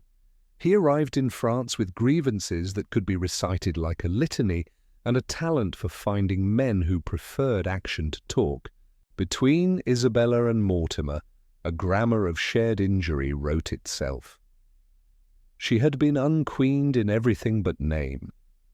He had been unlauded and meant to unlearn that. They were each other's solution in the way of political people. A partnership first, a romance as instrument, and then romance as fire that both used and believed. Their letters to England grew bolder. Their private councils grew crowded, with exiles who had learned to loathe Hugh's calm predations, with clerics too carefully worded to be harmless, with envoys from those marcher houses who knew exactly what a Despenser without a king behind him would look like. France offered, besides safe ceilings, introductions. The Capetian court could not stage an invasion of England without risking a war it did not want, but it could watch with feline interest as England staged an invasion of itself. The real help came from Hainault, a county across the water where Count William understood the value of weddings and credit. Isabella dangled a prince to fix the price. Her son, Edward of Windsor, could be betrothed to William's daughter, Philippa. The match would give Hainault a future Queen of England and give Isabella and Mortimer what they needed more than anything: ships, money, and disciplined men who fought for pay and kept their mouths shut. The betrothal sealed, the machinery began to move with the old, delicious efficiency Isabella remembered from her father's reign. Contracts were drafted, casks of wine were counted into holds with bundles of arrows, captains set their jawlines to the work of crossing. The party that would cross the narrow sea in September 1326 did not look like a conquest. It looked like a company, knights from Hainault, a smattering of English exiles, a queen who wore the air of inevitability, a boy who was both hostage and promise, and a marcher lord whose eyes measured not the waves, but the map he meant to redraw. The smallness of the force was not a mistake. They were bringing not an army, but a story. That story, liberation from bad counsel, had been written in drafts by every sermon, rumour, and confiscation of the last 4 years. Adam Alton and other disaffected prelates had practiced the art of turning political complaint into moral clarity. Barons nursing private wounds had learned to speak in the public key of the realm. When Isabella's banners showed on the Suffolk coast, the gentry who mattered took one look at the scale of the thing and decided that scale was irrelevant. What mattered was whether England had had enough of being managed by a household that mistook appetite for governance. The answer rode to meet her. Defection, once it begins, popularizes itself. A sheriff who hesitates in the morning finds himself, by evening, the only man in his shire still promising to raise men for the king. A borough that waits a day too long to declare discovers it has no one left to declare to. Isabella and Mortimer moved like a solvent through coalitions that had looked permanent. Nobles who had dreamed of a restoration without risk found that the risk had already been taken for them. All they had to do was put on the correct badge. London, always sensitive to wind, sniffed which way coin and conscience would travel and decided it had suffered enough levies in the name of Despenser order. Edward II felt the ground go soft under his boots. He was not a coward, he had been fearless under personal insult for years, but he was sentimental about the idea that men he loved could be loved by the country. Isabella's return taught him that the country had learned a different emotion. In September and October he retreated westward, taking with him the one instrument that had never failed him. Hugh, the elder, went too, grizzled and dangerous, still believing that old service to old kings would mean something to a country that now measured loyalty against the chamberlain's appetite. They carried money as if coin could be melted down into safety. Treasure wagons rolled like stubborn animals. Hard men flanked them with the bleak calm of soldiers who understand that speed would be better but cannot have it. Along their route, doors that would once have opened at the whisper of the royal seal now opened to let news through. The Queen had entered Oxford. The Queen had been cheered in London. The Queen's proclamations spoke of good governance, of cleansing, of setting the prince at his rightful place. The language of legitimacy, long trapped like a bird under Hugh's hand, had been released to sing on their enemies' shoulders. The Despensers split because to stay together would have been to bind their fates too tightly. Hugh the Younger stayed with the king, as proximity had always been his talent and his religion. The elder turned toward Bristol, the great western port, whose keep and quays made it the sort of place a prudent cabinet would circle on a map if retreat became strategy. The decision felt rational, as all doomed decisions do. Bristol could feed a hope of flight or a hope of bargaining. It could not feed a hope of mercy. Mortimer and Isabella pressed through the country with the quiet desperation of people who know that momentum is a kind of truth. Where garrisons resisted, they did not waste time on sieges for honour's sake. They bypassed, parleyed, were betrayed to by neighbours who had known the Castellan's wife for 20 years and did not care. Towns put up arches, priests brought out old Latin about unjust counsellors, exiles wrote themselves back into relevance with the fervour of men who have slept cold and mean to forget it. In council tents and guild halls, those who had once asked, "Will the Queen win?" shifted, without noticing, to "When the Queen wins." Bristol did not last. The elder Despenser, armoured, magnificent, and suddenly wrong, was taken. We do not have to choose between the tones in which chroniclers recorded what followed, the grim relish of those who hated him, and the tight-lipped satisfaction of those who thought themselves practical. He was condemned with a speed that felt like an answer to a question the realm had been screaming for years. How do you stop a man who has made the king's will into a personal engine? You separate the man from the king, and then you break the man. He was hanged in his armour, say the sources, as if the old skin of service could protect him from the rope. It could not. His head came off with the finality of a closure long delayed. His body, quartered, became the kingdom's syllables, parcelled out to be read in 4 places at once. Some chroniclers, who took to their benches the same anger the crowd had brought to the square, added the image of dogs set on the pieces. Whether or not teeth touched meat is almost beside the point. The point is that the realm believed it had been fed. For Hugh the Younger and the king, the fall of Bristol was a trumpet blast that made strategy collapse into flight. The West, that had once backed their rhythms, now beat measures for a different song. They pushed into Wales, that old stage of Despenser fortunes, as if geography could remember favour. But walls do not remember, only men do, and the men in those walls had been breathing new weather for weeks. Coins spend the same whatever face is on them. Allegiances in a country that has made up its mind change with the speed of a rumour finally proved. If you look down at the map of 1326 with a finger tracing their route, Hereford, Bristol, the knotted roads that skirt the Severn, you see not escape, but a narrowing, a throat closing. It is the shape of a story that has learned its ending. Isabella's proclamations named it restoration. Mortimer's quiet counsels named it reckoning. The men in Hugh's retinue, who had watched him turn the world with a phrase and a seal, named it something simpler as they urged their horses on through rain, doom catching up. England had tried reform. It had tried exile. It had tried briefly to pretend the problem would correct itself if everyone behaved. In the autumn of 1326 it tried something else. Subtraction. Remove the favourite. Remove the certainty that the king's touch consecrates theft. Remove the household that had mistaken governance for acquisition. What followed would prove that subtraction in a vengeful country cannot resist becoming theatre. The road into Wales would end, not yet, not here, in a capture that set a stage. The Queen had crossed to sea with a small army and a large story.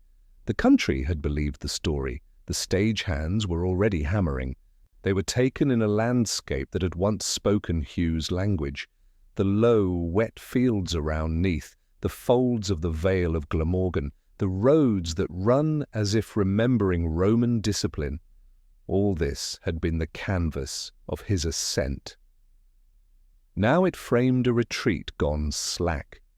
The carts were lighter than when they started. The faces around the king were fewer and turned inward. The orders sounded increasingly like requests, and even requests sounded like habits that no longer fooled anyone. By mid-November, the party moved as if walking through syrup. Watchers on hedgerows did not shout warnings, they counted.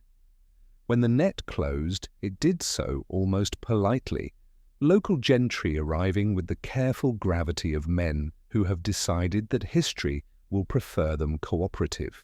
The capture did not look like the stories men tell afterward about thunderclaps. It looked like tired horses, damp mantles, a hedge of lances presented with more resignation than rage, a brief parley in which everyone pretended there were choices. Edward yielded with the reflex of a man who has, for years, trusted nearness to soothe crises. Nearness had been his strength. Now it became a mirror in which he saw only the figure beside him, Hugh, grey with the self-hunger he had adopted as a last defence, jaw set in a line that tried to turn humiliation into austerity. They were separated at once. The king was escorted with a hush around him. the hush people keep for a sacred object they no longer believe in, but do not dare profane. Hugh was handled with the briskness that belongs to a problem about to be turned into a statement. Word ran ahead of them like fire over gorse. At Hereford, where the Wye slows into its own reflection and the market square knows how to be a theatre, the scaffolding of legality went up as quickly as the timber. Isabella and Mortimer turned arrival into choreography, proclamations pinned to church doors, writs flashed like credentials of righteousness, the prince presented not simply as a boy, but as the pivot on which a hurt kingdom would swing. It is a mark of their education in English tempers that everything was made to look like procedure. Revenge speaks one dialect. Justice, performed in public, speaks several, and they made sure every ear heard the one it preferred. Hugh's trial was never a trial in the sense that any honest clerk would defend before God. It was an arraignment of 4 years, of a method, a household, an intimacy that had been made to bear the weight of a country's disgust. The charges were many because multiplicity is itself a kind of sentence. Treason, not only against the king, how could that be, the papers would later purr, when he had served the king so well, but against the kingdom, which is the superior fiction to which all other fictions cleave. Theft and extortion, lands forced into compliance by writs that arrived too quickly, fines compounded until they became habits, rents turned out of their old channels into new, private reservoirs, misleading and seducing the king. That elastic formula by which a monarch's errors are domesticated into a counsellor's sins, allowing the crown to remain sacred while the neck beneath it seeks mercy. Clerks read, and the reading had a cadence meant to tame fury into consensus, this and this and this, Gower, the de Clare partitions, the insolences in the march, the abuses that touched the liberties of the church, the detentions and displacements that had made a queen's household into an exhibit of how far appetite could reach. The list did not prove what common sense had seen, it embalmed it. Every item was a legal name for a moral feeling. The square, crowded with those who had heard rumours thickened into facts by distance, nodded along. Even those who had not lost anything personally felt the varnish of legitimacy harden over the planks of excitement. Hugh stood thinner than his legend, and that thinness read the way the crowd needed it to read, as the anatomy of guilt finally exposed. He asked for nothing, or nothing, that survived into the accounts of men who had no reason to preserve his dignity. He did not confess. Why would he? Confession is for men who expect mercy, and Hereford had not erected a platform for mercy. He listened while others explained him to himself in a language that made his competence a vice and his loyalty a mask. If he looked beyond the platform, he would have seen the Queen's profile, cool and still, a study in how injury can be disciplined into posture. He would have seen Mortimer, gaze level, as if measuring a room he meant to occupy more fully than he yet dared. The tribunal had been curated with the precision of an altar. Men wronged in lands and rank, men who had muttered sermons about sin in councils that smelled of wax and dust, men who had watched the children of England's queen led away and discovered that chivalry had a nerve they had not known was still alive. To call them judges is technically correct and psychologically misleading. They were instruments of the story the country had chosen to tell itself about how corruption is cleansed. Their robes made vengeance look like hygiene. There is a detail that matters, and it is not the legal Latin, though the Latin was plentiful and gorgeous. It is the order of operations. First the lesson, then the law. Hugh was not brought to Hereford to discover whether he was guilty. He was brought to make a body that would carry meanings other bodies were too delicate to bear. The nettle crown, already present like a joke, no one wanted to spoil. The biblical verses prepared in a clerk's meticulous hand, the ladder waiting its cue. The list of charges existed to authorize the choreography that would follow, not to decide whether it should happen. In that sense, the verdict, guilty on all counts, was older than the trial, as old as the decision to cross the Channel with a small force and a large narrative. Edward's fate, meanwhile, was being turned into parchment elsewhere. The king was led away to captivity that the polite called keeping, and in the weeks that followed he would be asked to abdicate, asked in forms that did the asking with a blade at their back. His 14-year-old son, the same boy whose absence had left the Queen's rooms so hollow, would be made the new centre of gravity.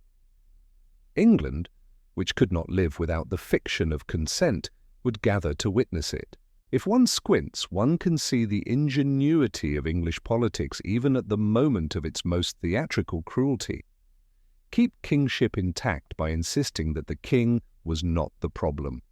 Make evil counsel the sin, make the favourite the emblem. Leave the crown plausible by moving it to a child who has not yet had time to offend. Hugh asked, some say, to speak with the king, a last reach for the old lever, proximity, that had always been his salvation. If the request was made, it was refused. The grammar of the moment required separation. The king must be a pity, the favourite must be a disease. To allow a final conversation would have muddied the clarity of the medicine about to be administered. The square had assembled for a miracle cure. It would not be cheated of its spectacle by a private farewell. So the tribunal pronounced.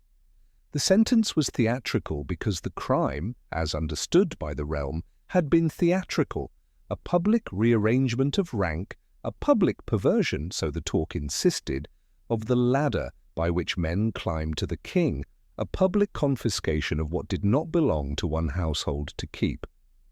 The punishment would therefore be a public catechism, each step reciting a reversal. The nettle crown for the usurped radiance of nearness, the textual scrawl across skin for the writs that had written over other people's lives, the agonies aimed at a man's generative pride for the rumours that had made private acts into a public stain, hanging for an end, beheading for a period, quartering for distribution, as if the kingdom were hungry to taste what it had been forced to swallow since 1322. Between sentence and execution there was barely the space of a bell. That too was part of the script. Delay suggests doubt, speed suggests inevitability. The platform in the square already tested for creak and sway, the rope already measured, the executioners already warned through the night by drink and prayers. Isabella's stillness did not waver. Mortimer's hands did not move. The clerk folded the parchment of charges carefully, the way a man folds a letter he means to keep, and set it aside. In another chronicle, in another century, the moment would be written as if the whole country nodded once and breathed out. In that breath was relief and something darker, the appetite that comes when a people has convinced itself that pain can be put to work. They brought Hugh up the ladder. He had shrunk himself, but the stage made every body large. The crowd leaned forward, ruddy and intent, as if warmth could be pulled from proximity to a lesson. The first act of the sentence waited on its stool, green and stinging. What followed was not law arguing with a man. It was a nation speaking to itself out loud and using him as its grammar book. The square, tuned to one note, did not want argument. It wanted clarity. The first clarity was the nettle crown, green, crude, woven by hands that had giggled in the making and gone solemn in the wearing. They set it on his head with the ceremony of a cheap sacrament. Crowns usually shine, this one stung. It answered, in plant language, the charge that Hugh had worn a radiance not his own beside the king. The favourite, who had behaved like a second son, was now capped with a weed. Men laughed, some loudly, some with their lips pressed thin, and the laughter felt like breath returning after years of holding it. Next came the writing. Verses from Scripture, those hard sentences men carry in their mouths like knives when they mean to clean a room, were inked across his skin. The clerk's hand was careful. He chose lines that accuse pride and warn the mighty. To a modern eye, the act looks petty, as if graffiti could improve on the law. To the square it looked like translation, what the realm had felt inchoately: oppression, disorder, insult, was being rendered into God's Latin and English upon the very surface of the man deemed responsible. The body that had moved grants and garrisons now carried text, as if policy were finally legible. Then the punishment turned from symbol to pain, though the line between them was the whole point of the day. The executioners worked with the deliberate assurance of men who knew the steps and the reason for the steps. They did not rush.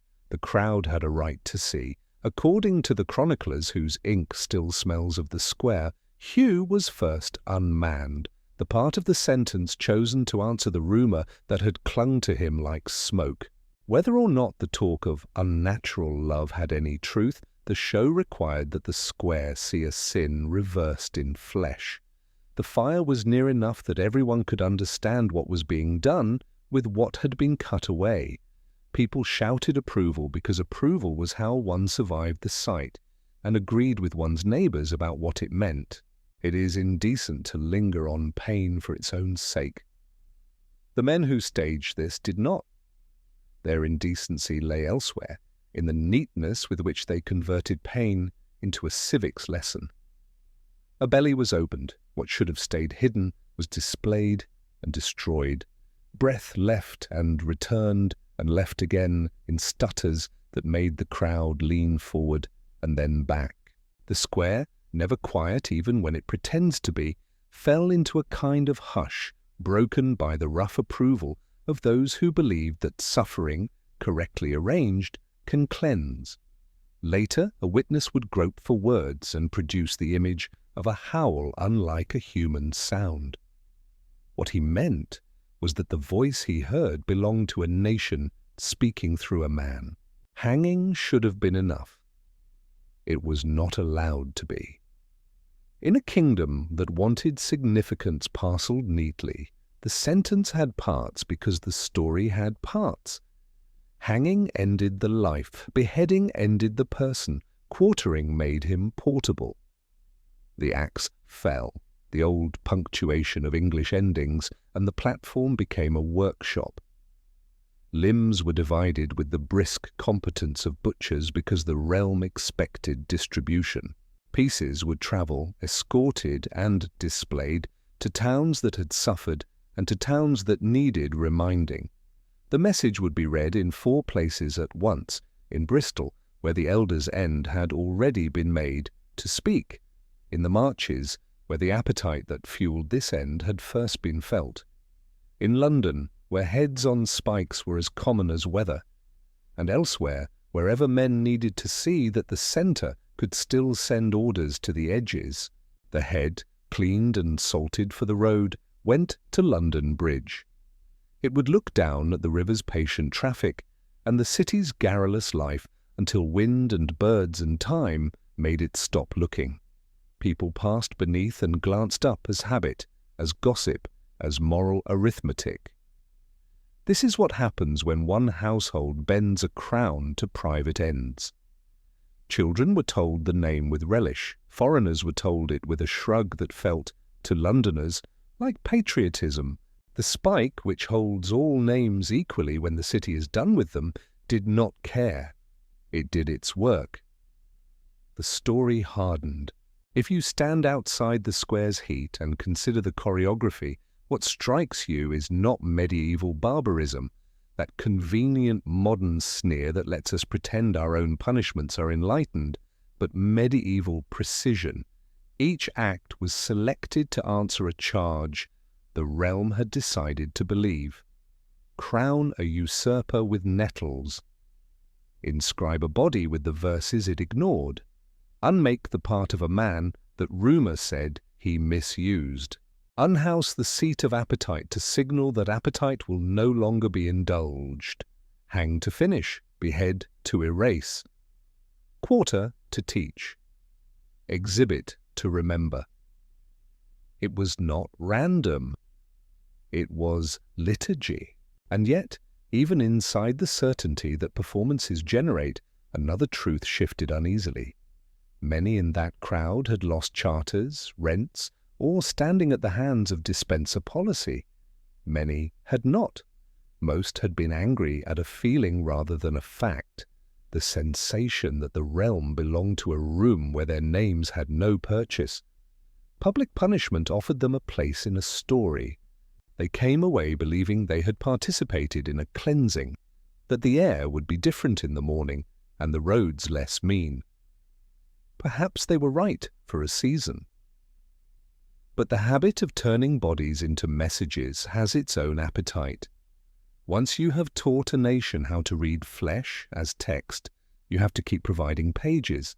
The Queen did not move while any of this was done.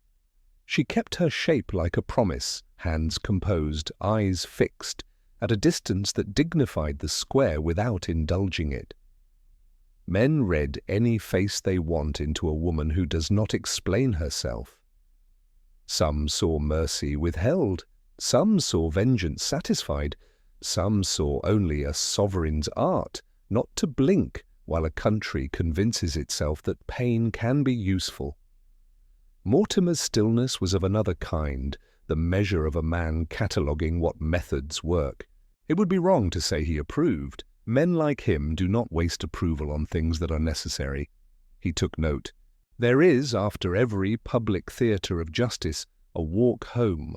The planks are taken down, the rope is coiled, the last red residue is rinsed by men who prefer not to look at their hands. The market square picks up its errands and impatiences. The taverns fill with talk that braids horror and relief until neither is distinct. A few will not sleep, most will. Somewhere, a boy who sat on his father's shoulders will wake in the night and reach for ankles that are not there. Somewhere, a widow whose case was clarified by dispenser men will pour herself a cup and feel, without quite knowing why, the world lighten by a fraction. These are the small economies by which a large event becomes personal. The official afterlife of a day like this is paper. Clerks write. They always write. They record the charges as if Scripture had descended into minutes. They record the sentence as if it were a theorem proved. Later, chroniclers embroider, as chroniclers must, and where they find silence they add a flourish. The red-hot poker that will later enter the story of Edward II's own end, an image designed to fold rumour into punishment, will be one such flourish, sitting forever on the line where someone's need for symmetry outran the record. About Hugh, they will keep enough to keep the point, the nettles, the verses, the steps. The noise of the square fades, but the outline of the day does not. When Eleanor de Clare, 4 years on, is allowed to gather what can be gathered, head, a thigh bone, fragments with only memory to commend them, the rage of the square will already have cooled into a fact. Men who cheered will be arguing about wool again.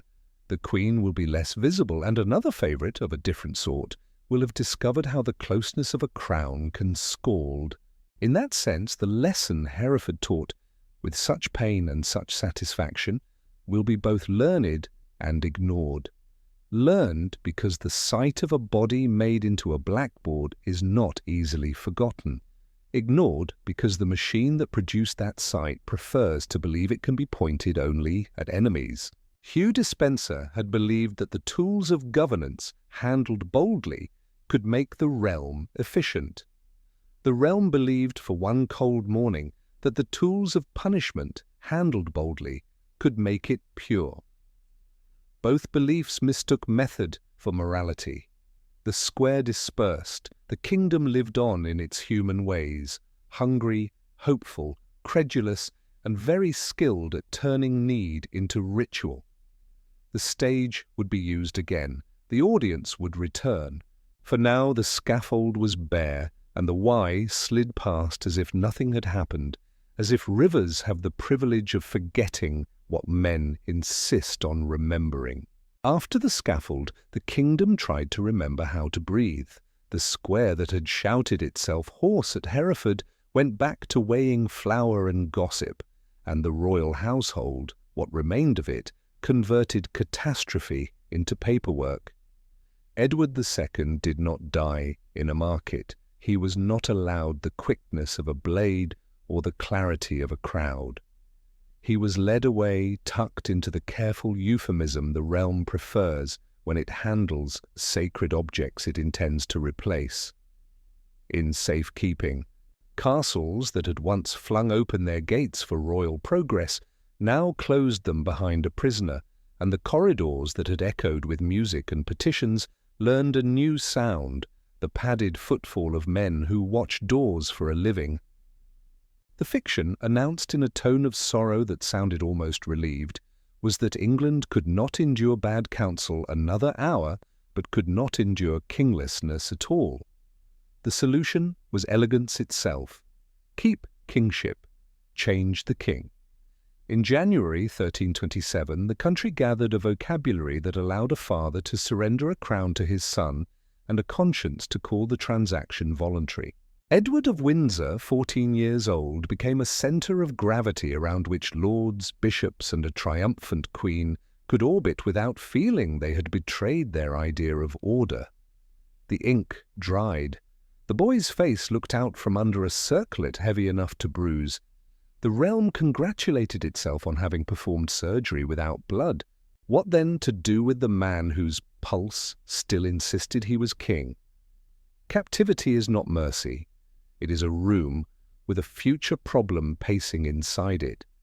They moved Edward from Kenilworth to Berkeley Castle, a moated keep in the Severn country, thick-walled and sober, the kind of place that keeps secrets the way stone keeps damp.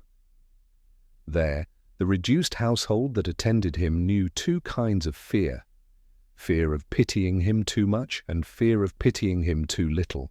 Their careful faces would later sink into chronicles as the only witnesses we can imagine, keepers, stewards, a priest or two, but even their names blur. Power, once removed, takes memory with it. September 1327 ended the problem. The official version was an ending without edges. The former king died at Berkeley, God rest him. But the story that refused to lie down was bolder and crueler, and therefore more satisfying to a country that had made symbols do so much of its political work. It said that men came by night and performed a ritual whose logic felt, to those who relished it, like justice disguised as geometry. A horn was forced between Edward's teeth to muffle cries and spare the skin. A spit or poker, heated to a murderous brightness, was introduced where rumour for years had placed his sin. No marks, said the dark satisfaction in the tale, nothing for the eye to scandalize itself upon, only a lesson inscribed where the body keeps its secrets. The image folded the last year into a circle. If Hugh's end had made the body into text, this tale made text into retaliation. The vice men had whispered about, whether from truth or convenience, was answered in a punishment designed for talk. Those who told it could admire its neatness the way a clerk admires a balanced account. It is exactly the sort of story a political culture that loves choreographed meanings would invent when it needed to turn a fallen king into a moral sentence. Was it true? The record blurs when we press it. Early notices are spare, as early notices often are when the writers have more piety than curiosity. They say he died, and that the realm moved on. Later chroniclers, further from the hallway, and closer to the appetite for closure, supply colour. Some name the instrument, some name the men. One claims screams were heard, a dreadful music carried over wet meadows to the village, because a good story knows to involve neighbours. Still later, a strange countercurrent will ripple through learned talk. A letter, purporting to be from an Italian cleric who heard the tale from Edward himself, will claim the king escaped and lived obscurely abroad, absolving England of the dirtiest part of its legend by dissolving the victim into rumour. Between the neat savagery of the poker and the improbable mercy of escape yawns what historians learn to live with, uncertainty colonized by desire. What is certain is motive. Mortimer and the circle that had engineered the new arrangement could not risk a living banner around which discontented men might rally. Even a cloistered Edward was a pilgrimage waiting to happen. In such circumstances, mysterious death is less a puzzle than a policy. Whether suffocation, quiet murder by knightsmen who knew their trade, or the lurid theatre the later story insisted upon, the act we cannot see served the need we can. Remove the dilemma, keep the crown unstained by the admission that it wanted him gone. And yet, even if the instrument never glowed in any Berkeley hearth, the legend's persistence tells us something raw about the year that followed Hugh's death. The same public that had needed Hugh's body to carry meanings needed Edward's death to rhyme. The rumour of unnatural love had done too much political work to be retired with a vague notice. A country that had staged purification in a marketplace had to imagine a private compliment, a whispering execution that gave the squeamish the mercy of no scars and gave the morally enraged the satisfaction of perfect symmetry. The story is not a footnote, it is a mirror.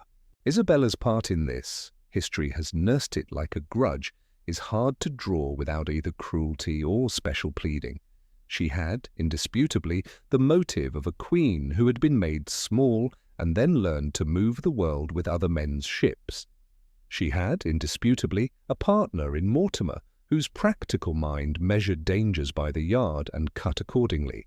Whether she sanctioned an instrument or merely allowed a fate to ripen, the result served her week by week, a boy, her boy, on a throne legitimized by a quiet grave, a kingdom that could tell itself a story about cleansing that did not require looking away from the child's face to see the blade in the wings. What did Edward feel in this last, reduced chapter? He had been mocked for softness and scolded for loving. He had been loved too by men who found in him a courtesy kings are not supposed to afford. In the end, even softness cannot defend a man who stands between a coalition and the future it has promised itself. If he suffered as the lurid tale insists, then a body that had been used as a canvas for other people's desires was made, once more, into a page. If he died quietly, then the kingdom performed what it had grown good at performing, necessity that calls itself sorrow. Berkeley kept its secret. England kept the story that made the most sense to its need. The new regime pressed forward with the business of appearing stable. Councils, progresses, coins. Mortimer's shadow lengthened by the month, and the Queen's stillness acquired the heavy virtue of custom. Those who had railed at one favourite learned what all political parties eventually learn when they become governments. Appetite does not disappear when it changes address. Men of the March, who had once sworn they fought to save a king from bad company, began uncomfortably to recognize old shapes wearing new habits. What the realm could not yet see from Berkeley's damp stones was the boy's patience hardening into intention. Edward III would grow in the idea that kingship is not a cloak to be held on his shoulders by another man's hands. In time, the son who had watched a mother's triumph and a favourite's fall would choose his moment with the same theatrical instinct that had lit the scaffold at Hereford. But that belongs to the next turning of the wheel. For now, the old king's story folds into the country's murmur, half legend, half lesson, entirely useful to those who made it so. The wheel turns with the soft click of a hidden latch. In October 1330, Nottingham Castle slept under a low sky, while a boy who had been made a king learned to be one. Edward III was 17, old enough to know the weight of a circlet, young enough to resent the hands that held it steady for him. He had watched a favourite break his father. He had watched a mother and her lieutenant break the favourite. He had sat in councils where Roger Mortimer's voice arrived before anyone else's. That night, guided through a postern by men who preferred action to minutes, the king crossed thresholds designed to keep him a child. Mortimer woke to swords in a chamber that had believed itself sacred. The arrest was swift because swiftness was the point. Legend lends the moment a line, Isabella pleading, "Fair son, have pity on gentle Mortimer," because legends prefer symmetry. What mattered was the rearrangement of air. Guards who had moved when Mortimer flicked a finger now moved when the king did. The man who had ruled through a queen was taken like a burglar, pulled from the royal bedchamber's shadow and marched into a bright future that had no place for him. England, which had learned to convert private rooms into public meanings, understood the message without a herald. The boy would not be held. Mortimer's fall was performed as carefully as Hugh's, but with a different wardrobe. No nettle crowns, no scripture written on skin. The charge was treason, as inevitable as rain. He had usurped royal authority, enriched himself, set a king aside, governed in a queen's name, as if queenship were a flag of convenience. Parliament did the talking, so the country could hear itself say the thing it needed to say. We corrected excess. We preserved the crown. In November 1330 at Tyburn, the rope did its work without the grammar of hanging, drawing, quartering. A great man swung until he was a lesson. London turned away when it had learned enough. Isabella was not made into a spectacle. Punishment found a softer instrument for a queen whose blood still connected England to France. She was removed from the edges of decision and settled into a comfortable exile that did not dare call itself prison. Castle rising in Norfolk, rooms for prayer, rooms for regret, rooms for the performance of royal dignity in retirement, took her in. She had a great income attendance, the respect owed to a woman who had been England's face in a hard year. She did not have power. The stillness that had dignified a scaffold now dignified her days. In the wake of reversals, permissions change hands. 4 years after Hereford in 1330, Eleanor de Clare was allowed what any wife would have asked on the first day if the country had been capable of pity, to gather what remained of Hugh Despenser. Not much. Some say a head reclaimed from its spike, a thigh bone, pieces that had travelled farther than the living man ever meant to, was brought to ground under prayers that were meant to do for the soul what the scaffold had done for the realm. The place remembers him better than England pretends to. Stones are patient with names that make people flinch. The country, having fed its appetite for purification, parcelled out memory according to need. In chronicles and plays and later novels, Hugh became the shape men loved to hate, the conniving courtier, greedy, saturnine, mistaking the king's face for a mirror. Polls centuries on would rank him a villain of the age, which says as much about our fondness for neat morals as it does about the 14th century's fondness for hard ones. It is not that the verdict is wrong, it is that the verdict is less interesting than the machinery that produced it, because what the story finally reveals is not a single man's greed but a culture's method.